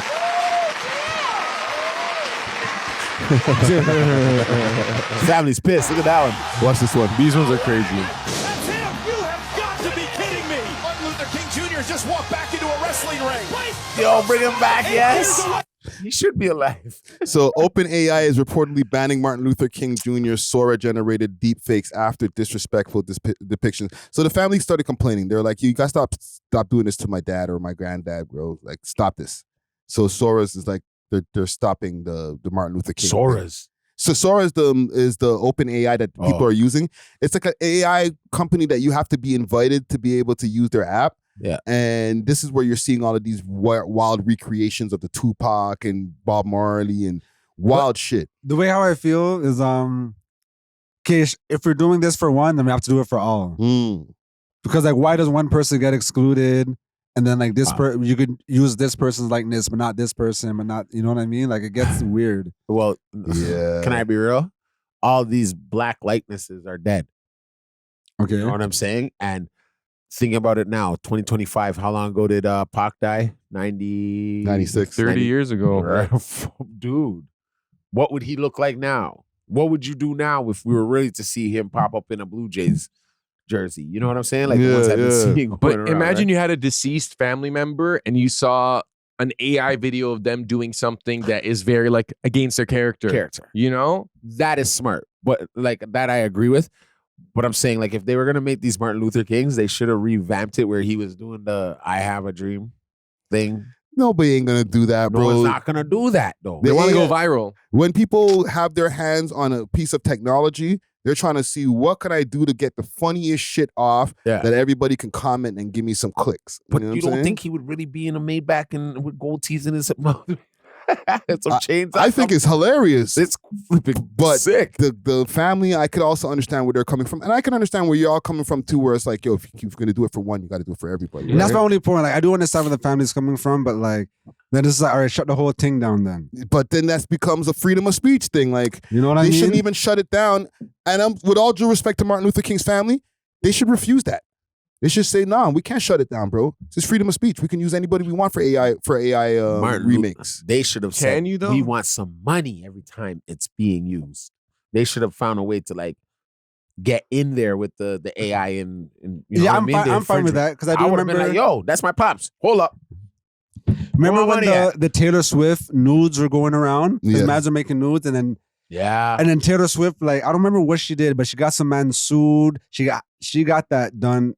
Shut down, expeditiously. Yeah. So like, I do see instances where like legally AI could kind of like have ramifications on celebrities and stuff, but very much so. But yeah, it's a fine line. It's still very early, man. So it might be something that in the future you might start seeing lawsuits pop up because of all of this stuff. But right now it's just wild, wild west, man. But yeah, I just wanted to, our little AI segment here, to get everybody acquainted with what's going on in the AI world before we become an AI podcast. My God. Before none of us are actually sitting here. Last thing I got. Show up. Hey, That'd bro, be we just sick. put in the prompt, bro. That'd be sick. So last thing I got over here for us. PM Mark Carney says bail reform bill targeting violent and repeat offenders coming next week. So this week right now while we're talking. W-mans. All right. So you want to help me out with this? Yeah. Canada's bail and sentencing laws are about to get a lot tougher. We're amending the criminal code to help keep violent criminals and repeat offenders off our streets. And we're introducing stronger sentences for auto theft, organized crime, and home invasion. Yeah. So they're going to be introducing a new bail reform. He announced a 1.8 million over 4 years, billion, my bad, to strengthen policing, including funding of 1,000 new RCMP officers and dedicated units to fight organized crime and online fraud. Yeah, I used to be one of those defund the policemen until they actually did it somewhere, and then I seen the ramifications of it. So I am all for this. I am all. You for were out this. there at one point, like, fire on them. No, I lie. Yeah. Now you're like, holy, bring the money back. We need a few of them. So is this a W also for Mark Carney? Because he's been soft on, or the liberals have been soft on crime. That's just a front. That's just a front. He about to. You can't even have a car with gas anymore. 2030. That's just a front. He just trying to figure out how to get some money. Like, you know what I mean? Yeah. Fool us again. How to make us reelect him, because they're calling for another election real soon. Yeah. Listen, bro. This guy's almost out of here, bro. You think so? Because I feel like we made the biggest mistake. I don't know, man. People might call me a lib or whatever, but I'm not so mad at Carti right now, bro. Because of what he's saying or what he's doing? His image doesn't look as bad as as Trudeau was looking, bro. You know what I'm saying? Like, Trudeau looked like he was soft in comparison to Carney, and like, you know, the way that he's been looking over there when he does his meetings with Trump and stuff like that. Like, now Trump's been sunning him and things though. Really? I saw the last time they linked up, like they didn't even get anything done. He sent him back to Canada with We're empty-handed. Yeah. He went to go get a bill signed or something, and then Trump's like, yo, come out here.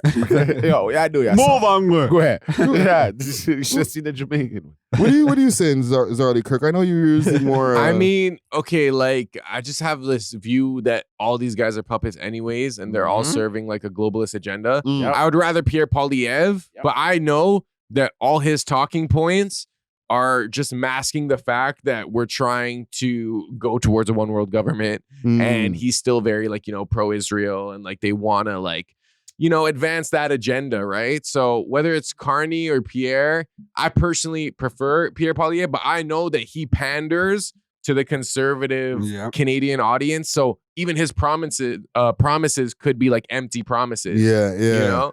But Carney, I don't know. He ruined the friggin'. They hired him in England before. He worked in England, mash up the place, and he messed it up. You know what I'm saying? Yeah. So, and he seems like, it's always the people that seem like, you know, they're decent dudes. Those are the ones that are doing the most. Look at Obama. You know what I'm saying? Obama was like the coolest dude. Yeah. Basketball and everything. Mash up the place. Mash up the place. Biggest Batman, all types of things. Everything when I reach, you know, like that was Obama.